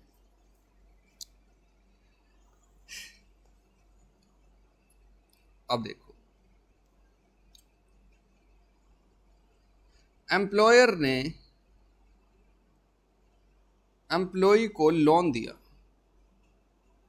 परक्विजिट से हम क्या देख रहे हैं, क्या सीखने को मिल रहा है हमें कि सिर्फ मनी देना ही सैलरी नहीं है एम्प्लॉय की, कुछ फैसिलिटीज की फॉर्म में भी अगर आप कुछ बेनिफिट दोगे एम्प्लॉय को तो वो भी उसकी सैलरी ही बना देंगे, उस पर भी टैक्स एम्प्लॉय को देना पड़ेगा। अब देखो, एम्प्लॉयर ने एम्प्लॉय को लोन दिया, तो अगर employee for example State Bank of India से लोन लेता 10 लाख रुपए का, तो उसे हर साल उस पर इंटरेस्ट भी देना पड़ता। फॉर एग्जाम्पल इंटरेस्ट रेट है 10%, तो अगर 10 लाख का लोन एम्प्लॉई बैंक से लेता है तो ही नीड्स टू पे इंटरेस्ट एट द रेट 10% पर एम, लेट से ₹10,000, ये उसे इंटरेस्ट देना पड़ता है। सॉरी 1 लाख, 10% आएगा तो 1 लाख का इंटरेस्ट देना पड़ता है। एम्प्लॉय 1 लाख रुपए का जो इंटरेस्ट देगा वो उसे अपनी जेब से देना पड़ेगा। अब एम्प्लॉय ने क्या प्लानिंग की, ध्यान से सुनना। एम्प्लॉय ने एम्प्लॉयर से कहा कि जी मैं एसबीआई से लोन लेता हूं तो मुझे इंटरेस्ट देना पड़ता है, एक काम करो आप मुझे लोन दे दो। तो एम्प्लॉयर कह रहा है मैं पागल लग रहा हूं क्या, मैं भी इंटरेस्ट लूंगा। एम्प्लॉय कह रहा है कि आप इंटरेस्ट ले लेना, लेकिन एक प्लानिंग करते हैं जिससे मेरा टैक्स बच जाएगा। एम्प्लॉयर कहता है बता क्या प्लानिंग है। एम्प्लॉय कहता है देखो आप मुझे 10 लाख का लोन दोगे, आप चाहते हो मैं बदले में आपको इंटरेस्ट पे करूं एसबीआई के जैसे 1 लाख रुपए का। एम्प्लॉयर कहता है हाँ, इंटरेस्ट मुझे देगा तो लोन ले ले 10 लाख रुपए का। एम्प्लॉय कह रहा है कि जी इंटरेस्ट तो मैं दे दूंगा, लेकिन आप क्या करना, जो मुझे सैलरी देते हो, फॉर एग्जाम्पल इस एम्प्लॉय की सैलरी है साल की 5 लाख रुपए, आप मुझे जो सैलरी देते हो ना 5 लाख, उसमें से मेरा इंटरेस्ट का अमाउंट काट लेना और 4 लाख रुपए मुझे सैलरी दे देना। ऐसा करने से मेरी जो टैक्सेबल सैलरी आ रही थी 5 लाख, वो अब हो जाएगी 4 लाख रुपए।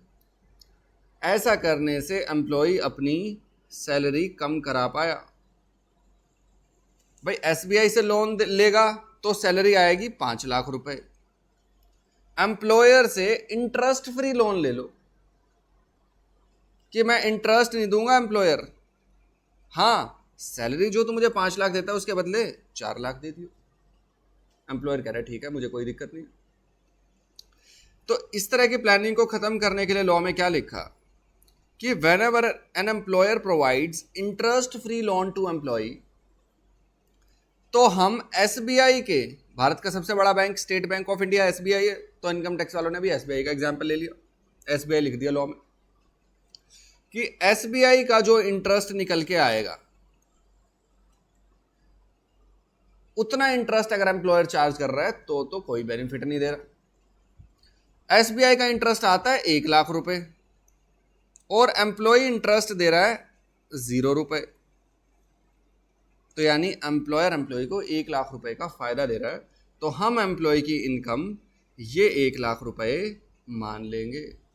ऐसा करने से बेसिक सैलरी जो 4 लाख आई उसमें ऐड हो जाएगा perquisite bye way of interest 1 lakh रुपए, और सैलरी वापस से क्या बन जाएगी 5 लाख रुपए। तो अपना टॉपिक क्या आ रहा है, इंटरेस्ट फ्री लोन और concessional loan given by employer to employee और any member of his family. अब जहां पर भी परक्विजिट्स में कंसेशनल दिखे तो समझ जाना कि थोड़े बहुत रुपए एम्प्लॉयर एम्प्लॉई से रिकवर कर रहा होगा, उतना अमाउंट हम रिड्यूस वैसे भी कर देते हैं टैक्सेबल अमाउंट निकालते हुए। जो भी अमाउंट एम्प्लॉयर एम्प्लॉई से रिकवर करता है उतना अमाउंट हम रिड्यूस कर देते हैं फ्रॉम द टैक्सेबल अमाउंट। चलिए जी अब निकालते हैं इसका taxable amount. Whenever any loan is given by employer और any person on his behalf, employer दे या एम्प्लॉयर किसी को कहे कि इस एम्प्लॉय को दे दे, तो फिर वो पर्सन एम्प्लॉय को दे या ये लोग एम्प्लॉय की फैमिली में किसी मेंबर को दे रहे हैं। फैमिली का क्या मतलब है, पढ़ना बाकी है। तो जब भी कोई एम्प्लॉयर या एम्प्लॉयर के कहने पर कोई एम्प्लॉय को लोन दे या एम्प्लॉय की फैमिली को लोन दे, तो हमें चेक करना है क्या ये दो कंडीशंस में से कोई भी कंडीशन सेटिस्फाइड है। अगर हाँ तो टैक्सेबल अमाउंट आ जाएगा नील। कुछ जेन्युइन केसेस है जिनमें एग्जेम्प्ट कर रखा है, पढ़ेंगे क्या। और अगर ऐसा कोई केस नहीं है, कोई बेनिफिट अगर नहीं दिया लॉ ने, तो फिर टैक्सेबल अमाउंट हमें निकालना होगा फॉर ए मंथ, यानी हर महीने के लिए टैक्सेबल अमाउंट निकालना होगा। सर हम तो इनकम पूरे साल की निकालते हैं, income under the head salary तो पूरे साल की निकलती है। हाँ, तो इन्होंने फॉर्मूला जो बताया है वो taxable amount for a month के लिए बताया है। इसी फॉर्मूले को 12 बार लगा दोगे, हर महीने के लिए अलग कैलकुलेशन कर दोगे, तो पूरे साल का टैक्सेबल अमाउंट आ जाएगा। लेकिन हमें सॉल्व हर महीने के लिए अलग करना है। क्या लिखा हुआ है? Taxable amount for a month is equal to ये, for calculating taxable amount for a previous year, taxable amount for every month shall be calculated separately and then all such taxable amounts shall be added. हर महीने के लिए we need to solve separately और पूरा साल की income हमें निकालनी होती है, तो we will make 12 separate calculations for each month and then add all such taxable amounts calculated for each month in order to obtain taxable amount for a previous year. अब टैक्सेबल अमाउंट निकालने का क्या तरीका बताया? काफ़ी आसान है। अच्छा, हम इसमें टैक्सेबल अमाउंट निकाल कितना रहे हैं? भाई इंटरेस्ट फ्री लोन दे दिया लेकिन इंटरेस्ट चार्ज नहीं किया, जो चार्ज करना चाहिए था वो नहीं किया, तो उसी का तो अमाउंट हम निकाल रहे हैं। यानी हम इंटरेस्ट अमाउंट निकाल रहे हैं कि कितना बनता है। घर फ्री में दिया तो हम किराया निकाल रहे थे कितना बनता है, लोन फ्री में दिया तो हम इंटरेस्ट या ब्याज निकाल रहे हैं कितना बनता है। तो इंटरेस्ट का फॉर्मूला क्या होता है? Amount outstanding into interest rate into period. तो हम हर महीने के लिए निकाल रहे हैं, तो मैंने 1/12 कर दिया, क्योंकि हम 12 कैलकुलेशंस करेंगे सेपरेट, फिर उन्हें ऐड करेंगे। तो इंटरेस्ट निकालने का फॉर्मूला क्या होता है अपना? Principal amount into rate of interest per annum into जितने पीरियड का आप निकालना चाह रहे हो। तो amount outstanding on the last day of month हमें लेना है। हर महीने के लिए सॉल्व कर रहे हैं, तो महीने के एंड का आउटस्टैंडिंग अमाउंट निकाल लो into interest rate per annum charged by SBI as on first day of previous year. ये आपका प्रीवियस ईयर, इसके फर्स्ट डे पर जो भी इंटरेस्ट रेट एसबीआई चार्ज करता है उस इंटरेस्ट रेट के हिसाब से आप सॉल्व करना। सर एसबीआई के तो इंटरेस्ट रेट अलग अलग होते हैं। हाउस लोन के लिए हो सकता है 4-5% हो, बिजनेस लोन के लिए हो सकता है 10-12% हो। तो हमें एसबीआई का कौन से वाला इंटरेस्ट रेट उठाना है सर? पढ़ते हैं। Interest rate per annum charged by SBI as on first day of previous year. इस दिन एसबीआई का रेट क्या है? For loans advanced for same purposes as given by employer. अगर एम्प्लॉयर ने हाउस लोन दिया है तो हाउस लोन के लिए एसबीआई का क्या इंटरेस्ट रेट है वो उठा लेना। अगर एम्प्लॉयर ने कार लोन दिया है तो कार लोन वाला रेट एसबीआई का उठा लेना, वो कितना बनता है। इस तरह से आपको एसबीआई का इंटरेस्ट रेट उठाना है। कौन सी डेट का? First day of previous year का। उससे मल्टीप्लाई करोगे amount outstanding as on last day of month. और हम ये इंटरेस्ट रेट क्या है? पर एनम पूरे साल का। तो अमाउंट को पूरे साल के इंटरेस्ट से मल्टीप्लाई करेंगे तो पूरे साल का इंटरेस्ट आ जाएगा, डिवाइडेड बाय क्या कर दिया? 12।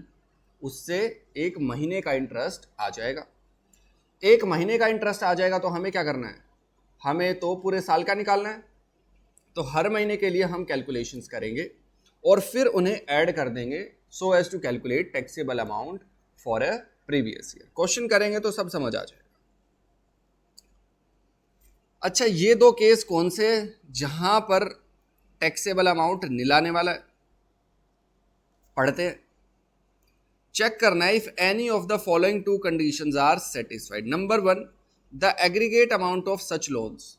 जो भी लोन दिया गया है उसका aggregate amount given by employer to employee और any member of his household मतलब फैमिली, इज अप टू, लिख लो नहीं आ रहा तो यहाँ पर, इज अप टू ₹20,000। जिनके नोट्स में आ रहा है ठीक है, किसी के में प्रिंट नहीं हो पाया तो लिख लो इज अप टू 20,000। कि अगर छोटे मोटे अमाउंट का लोन दिया है तो उसको हम टैक्स नहीं कर रहे। Petty amount of loan is given, काफ़ी स्मॉल अमाउंट का लोन है तो उसको हम टैक्सेबल नहीं करेंगे। तो if aggregate amount of loans given by employer to employee और any member of his household is up to 20,000, सारे लोन्स का अमाउंट मिलाकर 20,000 तक है तो फिर टैक्सेबल अमाउंट नील आ जाएगा। ऐसा लोन इंटरेस्ट फ्री दे रखा है तो टैक्सेबल अमाउंट कुछ नहीं आएगा। या फिर loan is given for medical treatment in respect of diseases specified in rule 3A। Rule 3A में कुछ डिसीजेज दे रखे हैं, AIDS, cancer, TB, mental disorder type के। इन डिसीजेज के लिए, इन डिसीजेज का इलाज करने के लिए अगर लोन दिया एम्प्लॉयर ने, तो लो यहाँ पर भी थोड़ा रिलैक्स है, कह रहा है फिर हम परेशान नहीं करेंगे, इस वजह से लोन दिया गया इंटरेस्ट फ्री, तो टैक्सेबल अमाउंट आ जाएगा निल। अब यहाँ पर फर्स्ट पॉइंट में एक बात ध्यान देने की है। फॉर एग्जाम्पल 10 लाख का एम्प्लॉयर ने लोन दिया था, एम्प्लॉई हर साल रिपे कर रहा है 1 लाख का प्रिंसिपल अमाउंट। ऐसा करके लास्ट के महीने में आउटस्टैंडिंग अमाउंट आ जाता है लेट से 15,000 रुपये। भाई एम्प्लॉय पे करता जा रहा है तो प्रिंसिपल अमाउंट कम होता जाएगा। हमें क्या निकालना है, amount outstanding on the last day of month, उससे मल्टीप्लाई करते हैं, तो 15,000 पे हो सकता है हम इंटरेस्ट की कैलकुलेशन कर रहे हो। यहां पर क्या लिखा है कि 20,000 तक का लोन है तो टैक्सेबल अमाउंट 0 आ जाएगा। सवाल उठता है कि मुझे लोन का ओरिजिनल अमाउंट देखना है, वो 20,000 से ज्यादा था या नहीं, या आउटस्टैंडिंग अमाउंट देखना है, वो 20,000 से ज्यादा है। तो क्या लिखा हुआ है, the aggregate amount of loans original loan amount and not outstanding amount. Original loan amount देखो वो कितना था, रिपे करते जाओगे तो वो थोड़ा थोड़ा होगा ही आने वाले टाइम में। तो हम ओरिजिनल लोन अमाउंट की बात कर रहे हैं, वो अगर 20,000 से ज्यादा है तो उस पर टैक्सेबल अमाउंट नहीं लाएगा। अगर ओरिजिनल अमाउंट 10 लाख से ज्यादा है, 20,000 से ज्यादा है, तो फिर उस पर इंटरेस्ट की कैलकुलेशन होगी, भले ही आपका principal amount outstanding as on the last day of month वो चाहे 20,000 से कम आ रहा हो। चलिए अब क्वेश्चन करते हैं, क्लैरिटी आ जाएगी। और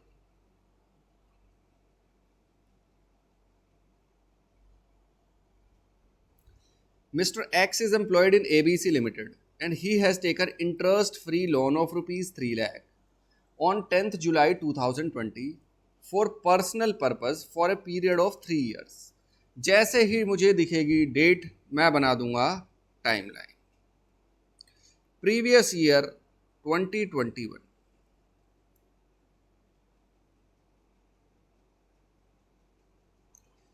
10 जुलाई 2020,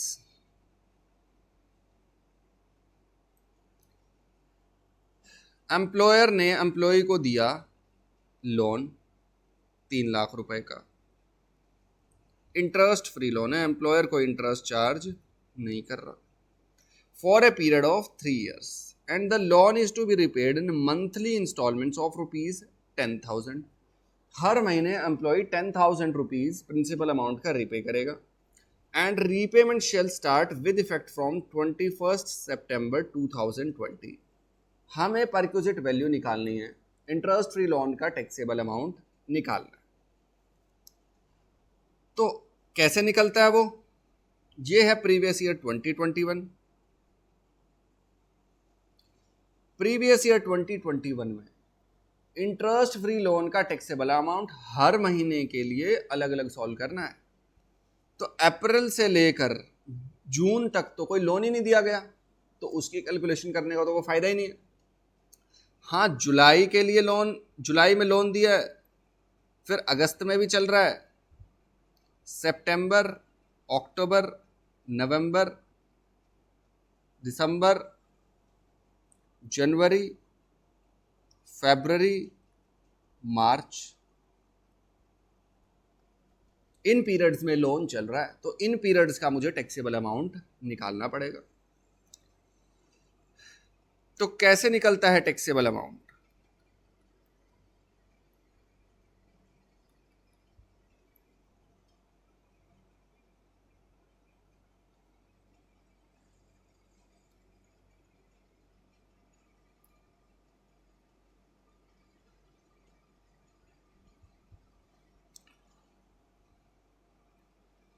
अपना फॉर्मूला है amount outstanding as on last day of a month into interest rate charged by SBI, कुछ बता रखा है इंटरेस्ट रेट क्या है?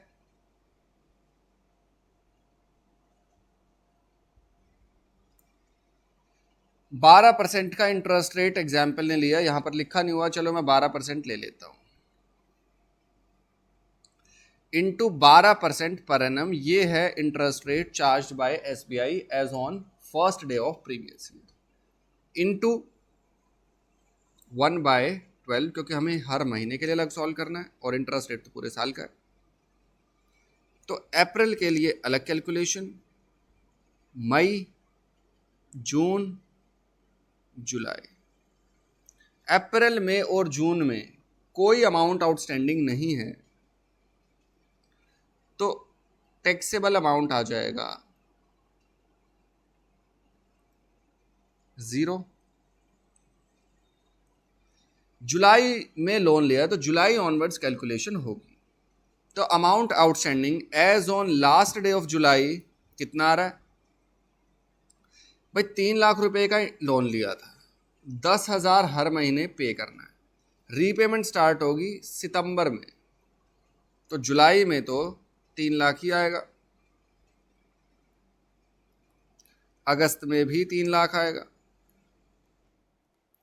सितंबर में 10,000 रुपए पे किए तो सितंबर के एंड में 2,90,000 आउटस्टैंडिंग अमाउंट हो जाएगा, अक्टूबर एंड में 2,80,000, नवंबर एंड में 2,70,000, दिसंबर एंड में 2,60,000,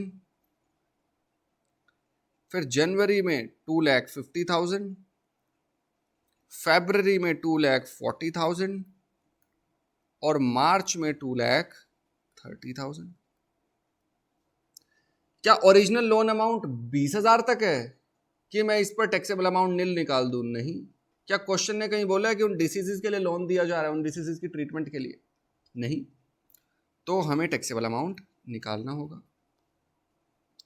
रेट ऑफ इंटरेस्ट क्या अपना 12% पर एनम, ये वो है जो एसबीआई चार्ज करता है as on first day of previous year, तो इनटू कर देंगे 12% और डिवाइडेड कर देंगे बाय 12।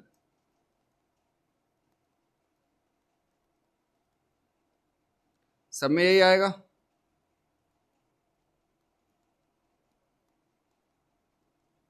और सभी को मल्टीप्लाई कर देंगे 1/12 से, हर महीने के लिए सॉल्व करना है, सभी में यही आ जाएगा।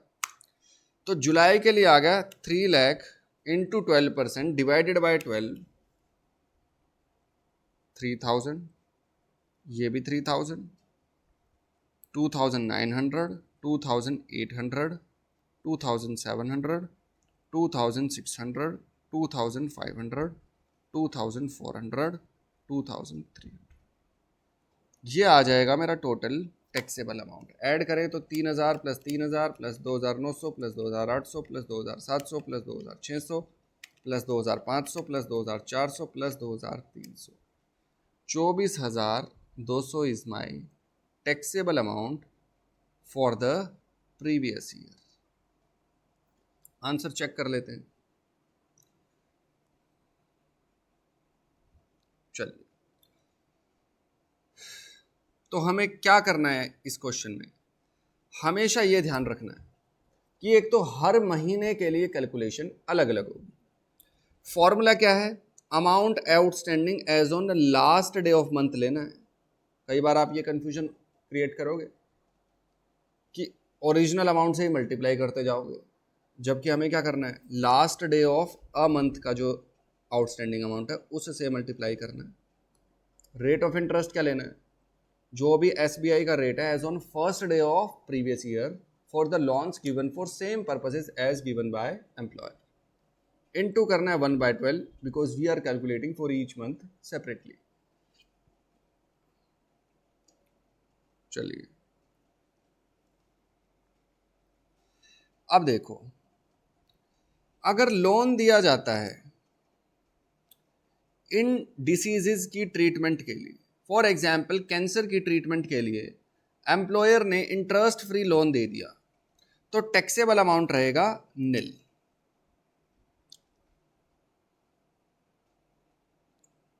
फॉर एग्जाम्पल 1 अप्रैल को एम्प्लॉयर ने 5 लाख रुपए का लोन दिया for the medical treatment of cancer. Cancer की ट्रीटमेंट के लिए एम्प्लॉय को 5 लाख रुपए का लोन दे दिया। इंटरेस्ट फ्री लोन है ये।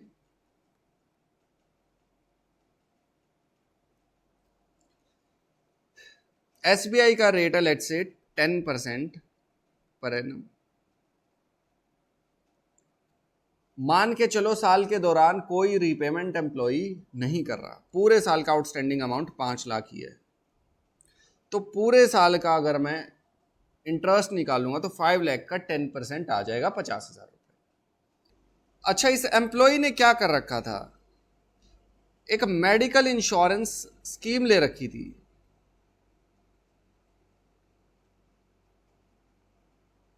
मेडिकल इंश्योरेंस स्कीम का क्या काम है, इन केस एम्प्लॉय को कोई प्रॉब्लम हो जाती है जो इंश्योरेंस स्कीम में कवर्ड है, तो उसके इलाज का खर्चा रिइंबर्स करेगी या बियर करेगी वो इंश्योरेंस कंपनी। अब एम्प्लॉय ने एम्प्लॉयर से लोन किस लिए लिया, 5 लाख रुपए का ट्रीटमेंट के लिए, और एम्प्लॉयर ने कोई इंटरेस्ट चार्ज नहीं किया। एम्प्लॉय ने जो मेडिकल इंश्योरेंस स्कीम ले रखी थी, इस कंपनी ने 1 मार्च को एम्प्लॉय को 5 लाख रुपए की रिइंबर्समेंट कर दी।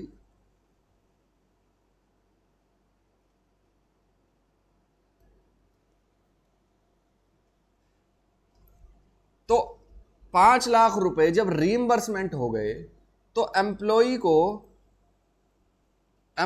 को वापस कर देने चाहिए थे पैसे। भाई रुपए किस लिए लिए थे एम्प्लॉयर से, for the purpose of medical treatment.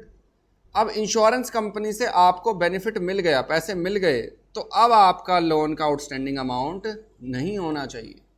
भाई हमने एग्जाम्प्ट किस लिए किया था कि एक जेन्युइन केस है, आप इतनी खतरनाक बीमारियों से पीड़ित हो, तो आपने अगर लोन लिया है तो इंटरेस्ट फ्री भी है, तो हम उसे आपको बेनिफिट नहीं मानते, आपके हैंड्स में उस पर इनकम टैक्स नहीं लगाएंगे। लेकिन अगर इंश्योरेंस कंपनी ने रिइंबर्समेंट कर दिया, एम्प्लॉय को पैसा दे दिया, अब भी अगर अमाउंट आउटस्टैंडिंग है तो फिर हम उसको एग्जेम्प्ट नहीं करेंगे। जेन्युइन केस आपका कब होता है, जब आपको पैसे चाहिए थे तो एम्प्लॉयर ने इंटरेस्ट फ्री दे दिया। अब जब पैसे आ गए हैं फिर हम एग्जेम्पशन नहीं देंगे। तो इसलिए मेडिकल जो डिसीजेस बताए हुए रूल 3A में, एड्स, कैंसर, इस तरह के, उनके लिए लोन दे रहा है इंटरेस्ट फ्री, तो वो एम्प्लॉय की इनकम नहीं बनेगी। लेकिन अगर अमाउंट रीइंबर्स हो गया है और फिर भी अमाउंट आउटस्टैंडिंग है, फिर वो इंटरेस्ट फ्री टैक्सेबल होना शुरू हो जाएगा starting from the month in which amount is reimbursed by this medical insurance company. पढ़ते हैं ये बात कैसे लिखी है नोट्स में। It may be noted that where loan is given for medical treatment in respect of diseases specified in rule 3A, ये वाले स्टार मार्क करके लिखा हुआ है यहाँ पर कि इन पर्पसेस के लिए लोन दिया जाए तो टैक्सेबल अमाउंट नील आ जाता है, इंटरेस्ट फ्री लोन हो तो। लेकिन कह रहा है कि इन पर्पसेस के लिए लोन दिया जा रहा है and any amount is reimbursed to employee under any medical insurance scheme.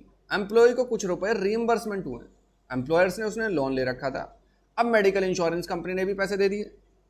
Then on the amount so reimbursed, यहां पे लिख लो एंड आउटस्टैंडिंग, कि अमाउंट इंश्योरेंस कंपनी ने दे दिया लेकिन आपने एम्प्लॉयर से अभी भी लोन ले रखा, तो ऐसे अमाउंट पर जो रीइंबर्स भी होगा और आउटस्टैंडिंग भी है, interest shall be calculated as above. इसी फॉर्मूले के हिसाब से आप इंटरेस्ट निकाल लेना। यहां पर लिख लो स्टार्टिंग फ्रॉम द मंथ, लिख लो जिसके नोट्स में नहीं लिखा हुआ, starting from the month in which amount is reimbursed bye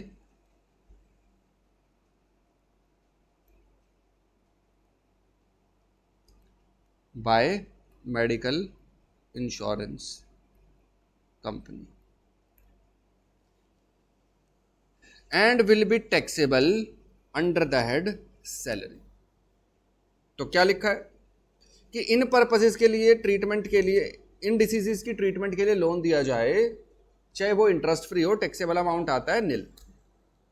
लेकिन अगर मेडिकल इंश्योरेंस स्कीम ले रखी थी और उसने अमाउंट रीइंबर्स कर दिया, फिर भी अमाउंट आउटस्टैंडिंग आ रहा है, तो ऐसा अमाउंट जो आउटस्टैंडिंग है और रीइंबर्स कर दिया है, interest shall be calculated starting from the month in which amount is reimbursed by medical insurance company. तो आपको इसी फॉर्मूले के हिसाब से उस अमाउंट पर भी अब कैलकुलेशन स्टार्ट करनी होगी from the month in which amount is reimbursed, और वो भी टैक्सेबल हो जाएगा। तो ये था अपना interest free loan. Concessional loan का क्या मतलब है कि हो सकता है इंटरेस्ट रेट चल रहा हो 12%, एम्प्लॉयर ने लोन दे दिया एट द रेट 2%, तो 2% के हिसाब से जो इंटरेस्ट एम्प्लॉय ने दिया है उतना लेस कर देंगे। क्यों? क्योंकि it is amount recovered by employer from employ, और जो भी अमाउंट वो रिकवर करता है परक्विजिट्स की कैलकुलेशन में हम उतना रिड्यूस कर देते। चलिए आगे चलते हैं। स्वेट इक्विटी शेयर्स या ESOPs employ stock option plans allotted by employer. Sweat equity या ESOPs क्या होते हैं कि एम्प्लॉयर एम्प्लॉय की परफॉर्मेंस से खुश है, इस वजह से उसे स्वेट इक्विटी शेयर्स इशू कर देता है कि इन शेयर्स की कीमत तो फॉर एग्जांपल 500 रुपये पर शेयर, लेकिन आपने इतना अच्छा काम करा कंपनी के लिए, तो we are offering you to purchase the shares at ₹200 per share, तो 300 रुपये पर शेयर का एम्प्लॉय को फायदा हो गया। इसी तरह से ESOPs होते हैं एम्प्लॉय स्टॉक ऑप्शन प्लान्स।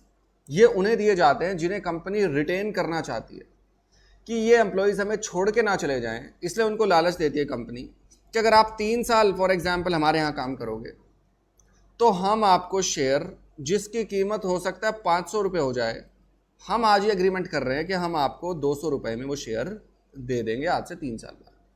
इस लालच में वो काम करेगा 3 साल ताकि उसे ये शेयर का मार्जिन फ़ायदा मिल जाए, तो उसको बोला जाता है एम्प्लॉय स्टॉक ऑप्शन प्लान्स। अब दोनों केसेस में एम्प्लॉय को सस्ते पर शेयर मिल रहा होता है, या हो सकता है फ्री पे मिल जाए अगर पूरा ही बेनिफिट दे रहा है एम्प्लॉयर। तो ऐसे केस में एम्प्लॉय को बेनिफिट हो रहा है तो वो भी उसकी इनकम मानी जाएगी by way of perquisites, and the taxable amount shall be calculated as follows. Taxable amount कैसे निकलेगा? काफी सिंपल है।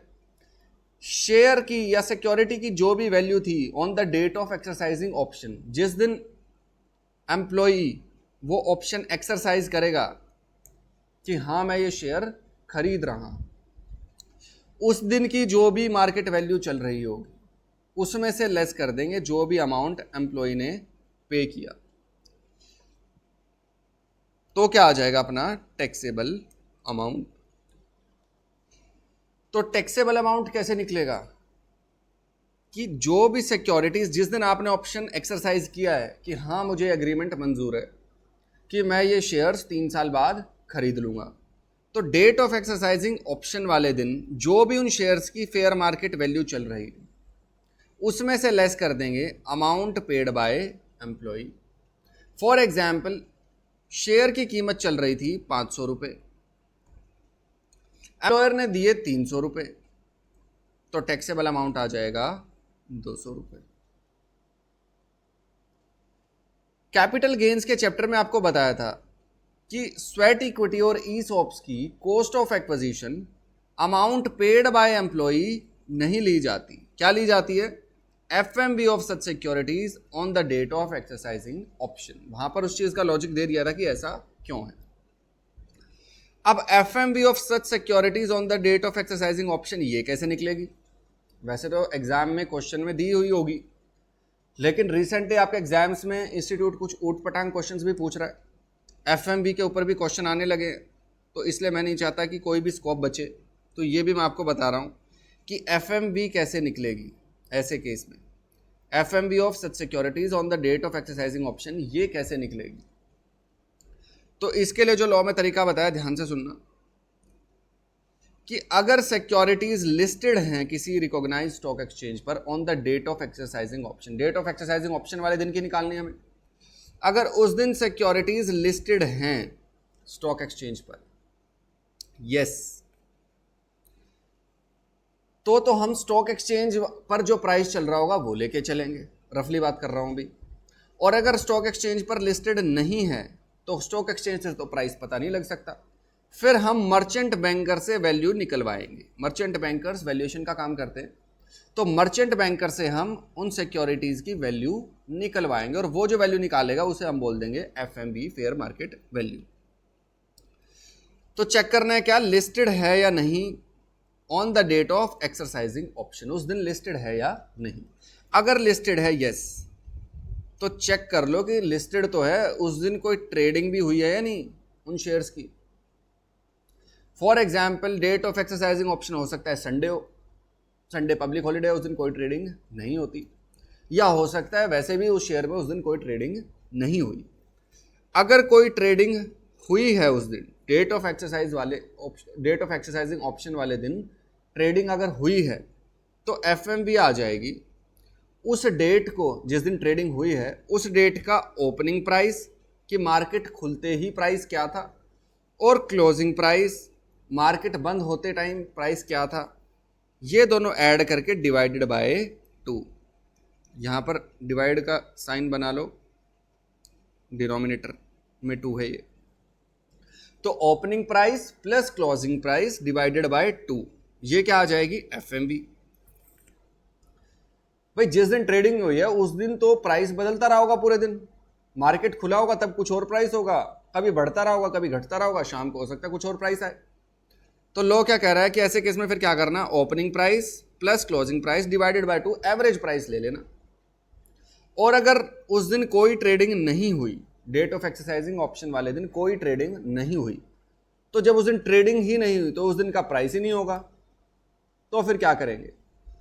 तो फिर लो कहता है कि डेट ऑफ एक्सरसाइजिंग ऑप्शन वाले डेट से पहले जब भी कभी ट्रेडिंग हुई है उस डेट की क्लोजिंग प्राइस ले लेना। For example date of exercising option है 1 अगस्त, 1 अगस्त को कोई ट्रेडिंग नहीं हुई, यानी 1 अगस्त का ओपनिंग और क्लोजिंग प्राइस मेरे पास है ही नहीं। तो कह रहा है इससे पहले जब भी कभी ट्रेडिंग हुई हो, फॉर एग्जाम्पल 25 जुलाई को ट्रेडिंग हुई है, तो कह रहा है 25 जुलाई का क्लोजिंग प्राइस ले लेना, वही FMV मान लेंगे। आपको जानकर हैरानी होगी कि इंडिया में सिर्फ एक स्टॉक एक्सचेंज नहीं है, एक से ज़्यादा स्टॉक एक्सचेंज हो सकते हैं। रिलायंस का शेयर हो सकता है एक से ज़्यादा स्टॉक एक्सचेंज पर लिस्टेड हो। मेजरली इंडिया में 2 स्टॉक एक्सचेंज है, एक NSE, एक BSE, नेशनल स्टॉक एक्सचेंज और बॉम्बे स्टॉक एक्सचेंज। तो हो सकता है कि कोई सिक्योरिटी NSE पर भी लिस्टेड और BSE पर भी लिस्टेड हो। अब ऐसे केस में ओपनिंग प्राइस या क्लोजिंग प्राइस, या जिस दिन डेट ऑफ एक्सरसाइजिंग ऑप्शन से पहले जिस दिन भी ट्रेडिंग हुई है उस दिन का क्लोजिंग प्राइस, ये NSE का उठाऊं या BSE का उठाऊं। भाई ये तो बता दिया कि ट्रेडिंग हुई है तो opening plus closing price divided by 2 कर देना। ट्रेडिंग नहीं हुई है तो जिस दिन एक्सरसाइजिंग ऑप्शन है उससे पहले जब भी ट्रेडिंग हुई है लेटेस्ट, उस दिन का क्लोजिंग प्राइस ले लेना। लेकिन कौन से स्टॉक एक्सचेंज का लूं, ये तो मल्टीपल स्टॉक एक्सचेंज पे लिस्टेड है सिक्योरिटी। तो इस पर लोग कहता है where shares are listed on more than 1 recognised stock exchange then take prices, ये सब प्राइस उस स्टॉक एक्सचेंज के ले लेना जिस पर ज्यादा ट्रेडिंग हुई हो इस शेयर की। तो लिखा where shares are listed on more than 1 recognised stock exchange, example NSE and BSE, then take prices of that recognized stock exchange which records highest volume of trading in such share। और अगर date of exercising option वाले दिन security listed नहीं है तो FMV क्या आ जाएगी कि मर्चेंट बैंकर जो भी वैल्यू निकालेगा वही हम value as on specified date, merchant banker जो निकालेगा value as on specified date. Specified date का क्या मतलब है भाई, वैसे तो स्पेसिफाइड डेट होनी चाहिए डेट ऑफ एक्सरसाइजिंग ऑप्शन, जिस दिन ऑप्शन एक्सरसाइज कर रहा है उसी दिन की वैल्यू निकाल रहे हैं हम। तो कह रहा है इसी दिन की वैल्यू निकलवा लेना मर्चेंट बैंकर से। हाँ अगर इस दिन का निकालना पॉसिबल ना हो तो पिछले 180 दिन में भी किसी डेट की निकलवा लोगे तो भी चल जाएगा। अनलिस्टेड कंपनीज में हर रोज कैलकुलेशन करना पॉसिबल नहीं है, तो लोग कहता है कि डेट ऑफ एक्सरसाइजिंग वाले ऑप्शन वाले दिन निकाल लेना या इससे पहले 180 दिन में किसी भी डेट की निकाल लेना। तो लिखा हुआ है कि अगर लिस्टेड नहीं है तो FMV shall be value as determined by merchant banker on the specified date. Specified date का क्या मतलब है? डेट ऑफ एक्सरसाइजिंग ऑप्शन और any date earlier than date of exercising option, इससे पहले कभी की भी date, but not being a date which is more than 180 days earlier than the date of exercising option. भाई इससे 180 दिन पहले कोई भी डेट उठा लेना, इससे पुरानी मत उठाना। तो ये था FMV निकालने का तरीका। FMV का क्या रोल है? FMV as on date of exercising option क्यों चाहिए हमें? क्योंकि हमें टैक्सेबल अमाउंट निकालना है। जब एम्प्लॉय को ESOPs या स्वेट इक्विटी मिलते हैं, वो कैसे निकलता है? FMV of such securities on the date of exercising option less amount paid by employ, फिर आ जाएगा टैक्सेबल अमाउंट। चलिए क्वेश्चन करते हैं अब इस पर। FMV निकालने पर तो कोई क्वेश्चन है नहीं, एग्जाम में सीधा आ सकता है, कोई बड़ी बात नहीं है। इस पर भी कोई क्वेश्चन नहीं है। चलो आप क्वेश्चन करोगे तो उसमें मिल जाएगा, स्टडी मैट में तो है ही। तो टैक्सेबल अमाउंट निकालना काफी सिंपल है, FMV minus amount paid by employ. FMV निकालने का क्या तरीका है वो मैंने बता दिया। तो इसी के साथ ही हमारे ये 4 परक्विजिट्स आज फिनिश हुए, which are taxable in case of all employees, be it a specified employ और अ नॉर्मल एम्प्लॉय। सबसे पहले हमने पढ़ा रेंट फ्री अकोमोडेशन, जिसमें रेंटल वैल्यू टैक्सेबल अमाउंट बन जाती है। फिर हमने पढ़ा लाइफ इंश्योरेंस प्रीमियम या डेफर्ड एन्युटी प्रीमियम, जिसमें amount of premium taxable amount बन जाता है और एम्प्लॉय को ATC में डिडक्शन भी मिल जाती है। फिर हमने पढ़ा इंटरेस्ट फ्री लोन या कंसेशनल लोन, जिसमें इंटरेस्ट निकालने का फॉर्मूला बताया, हर महीने अलग अलग सॉल्व होगा। और मेडिकल डिसीजेज के ट्रीटमेंट के लिए लोन दिया गया था तो वो टैक्सेबल नहीं होगा। 20,000 तक का ओरिजिनल लोन अमाउंट वाला लोन है तो वो भी टैक्सेबल नहीं होगा। मेडिकल डिसीजेज की ट्रीटमेंट के लिए लोन दिया गया था, लेकिन बाद में मेडिकल इंश्योरेंस से रीइंबर्समेंट मिल गई, फिर भी लोन आउटस्टैंडिंग चल रहा है, तो फिर वो टैक्सेबल होना शुरू हो जाएगा starting from the month in which amount is reimbursed. Sweat equity या ESOPs दिए हैं तो टैक्सेबल अमाउंट कैसे निकलेगा? FMV as on date of exercising option minus amount paid by employ. तो यहाँ तक हम फिनिश कर चुके हैं। नेक्स्ट क्लास में हम बचे हुए परक्विजिट्स फिनिश करने की कोशिश करेंगे। तो चलिए, गुड बाय, टेक केयर।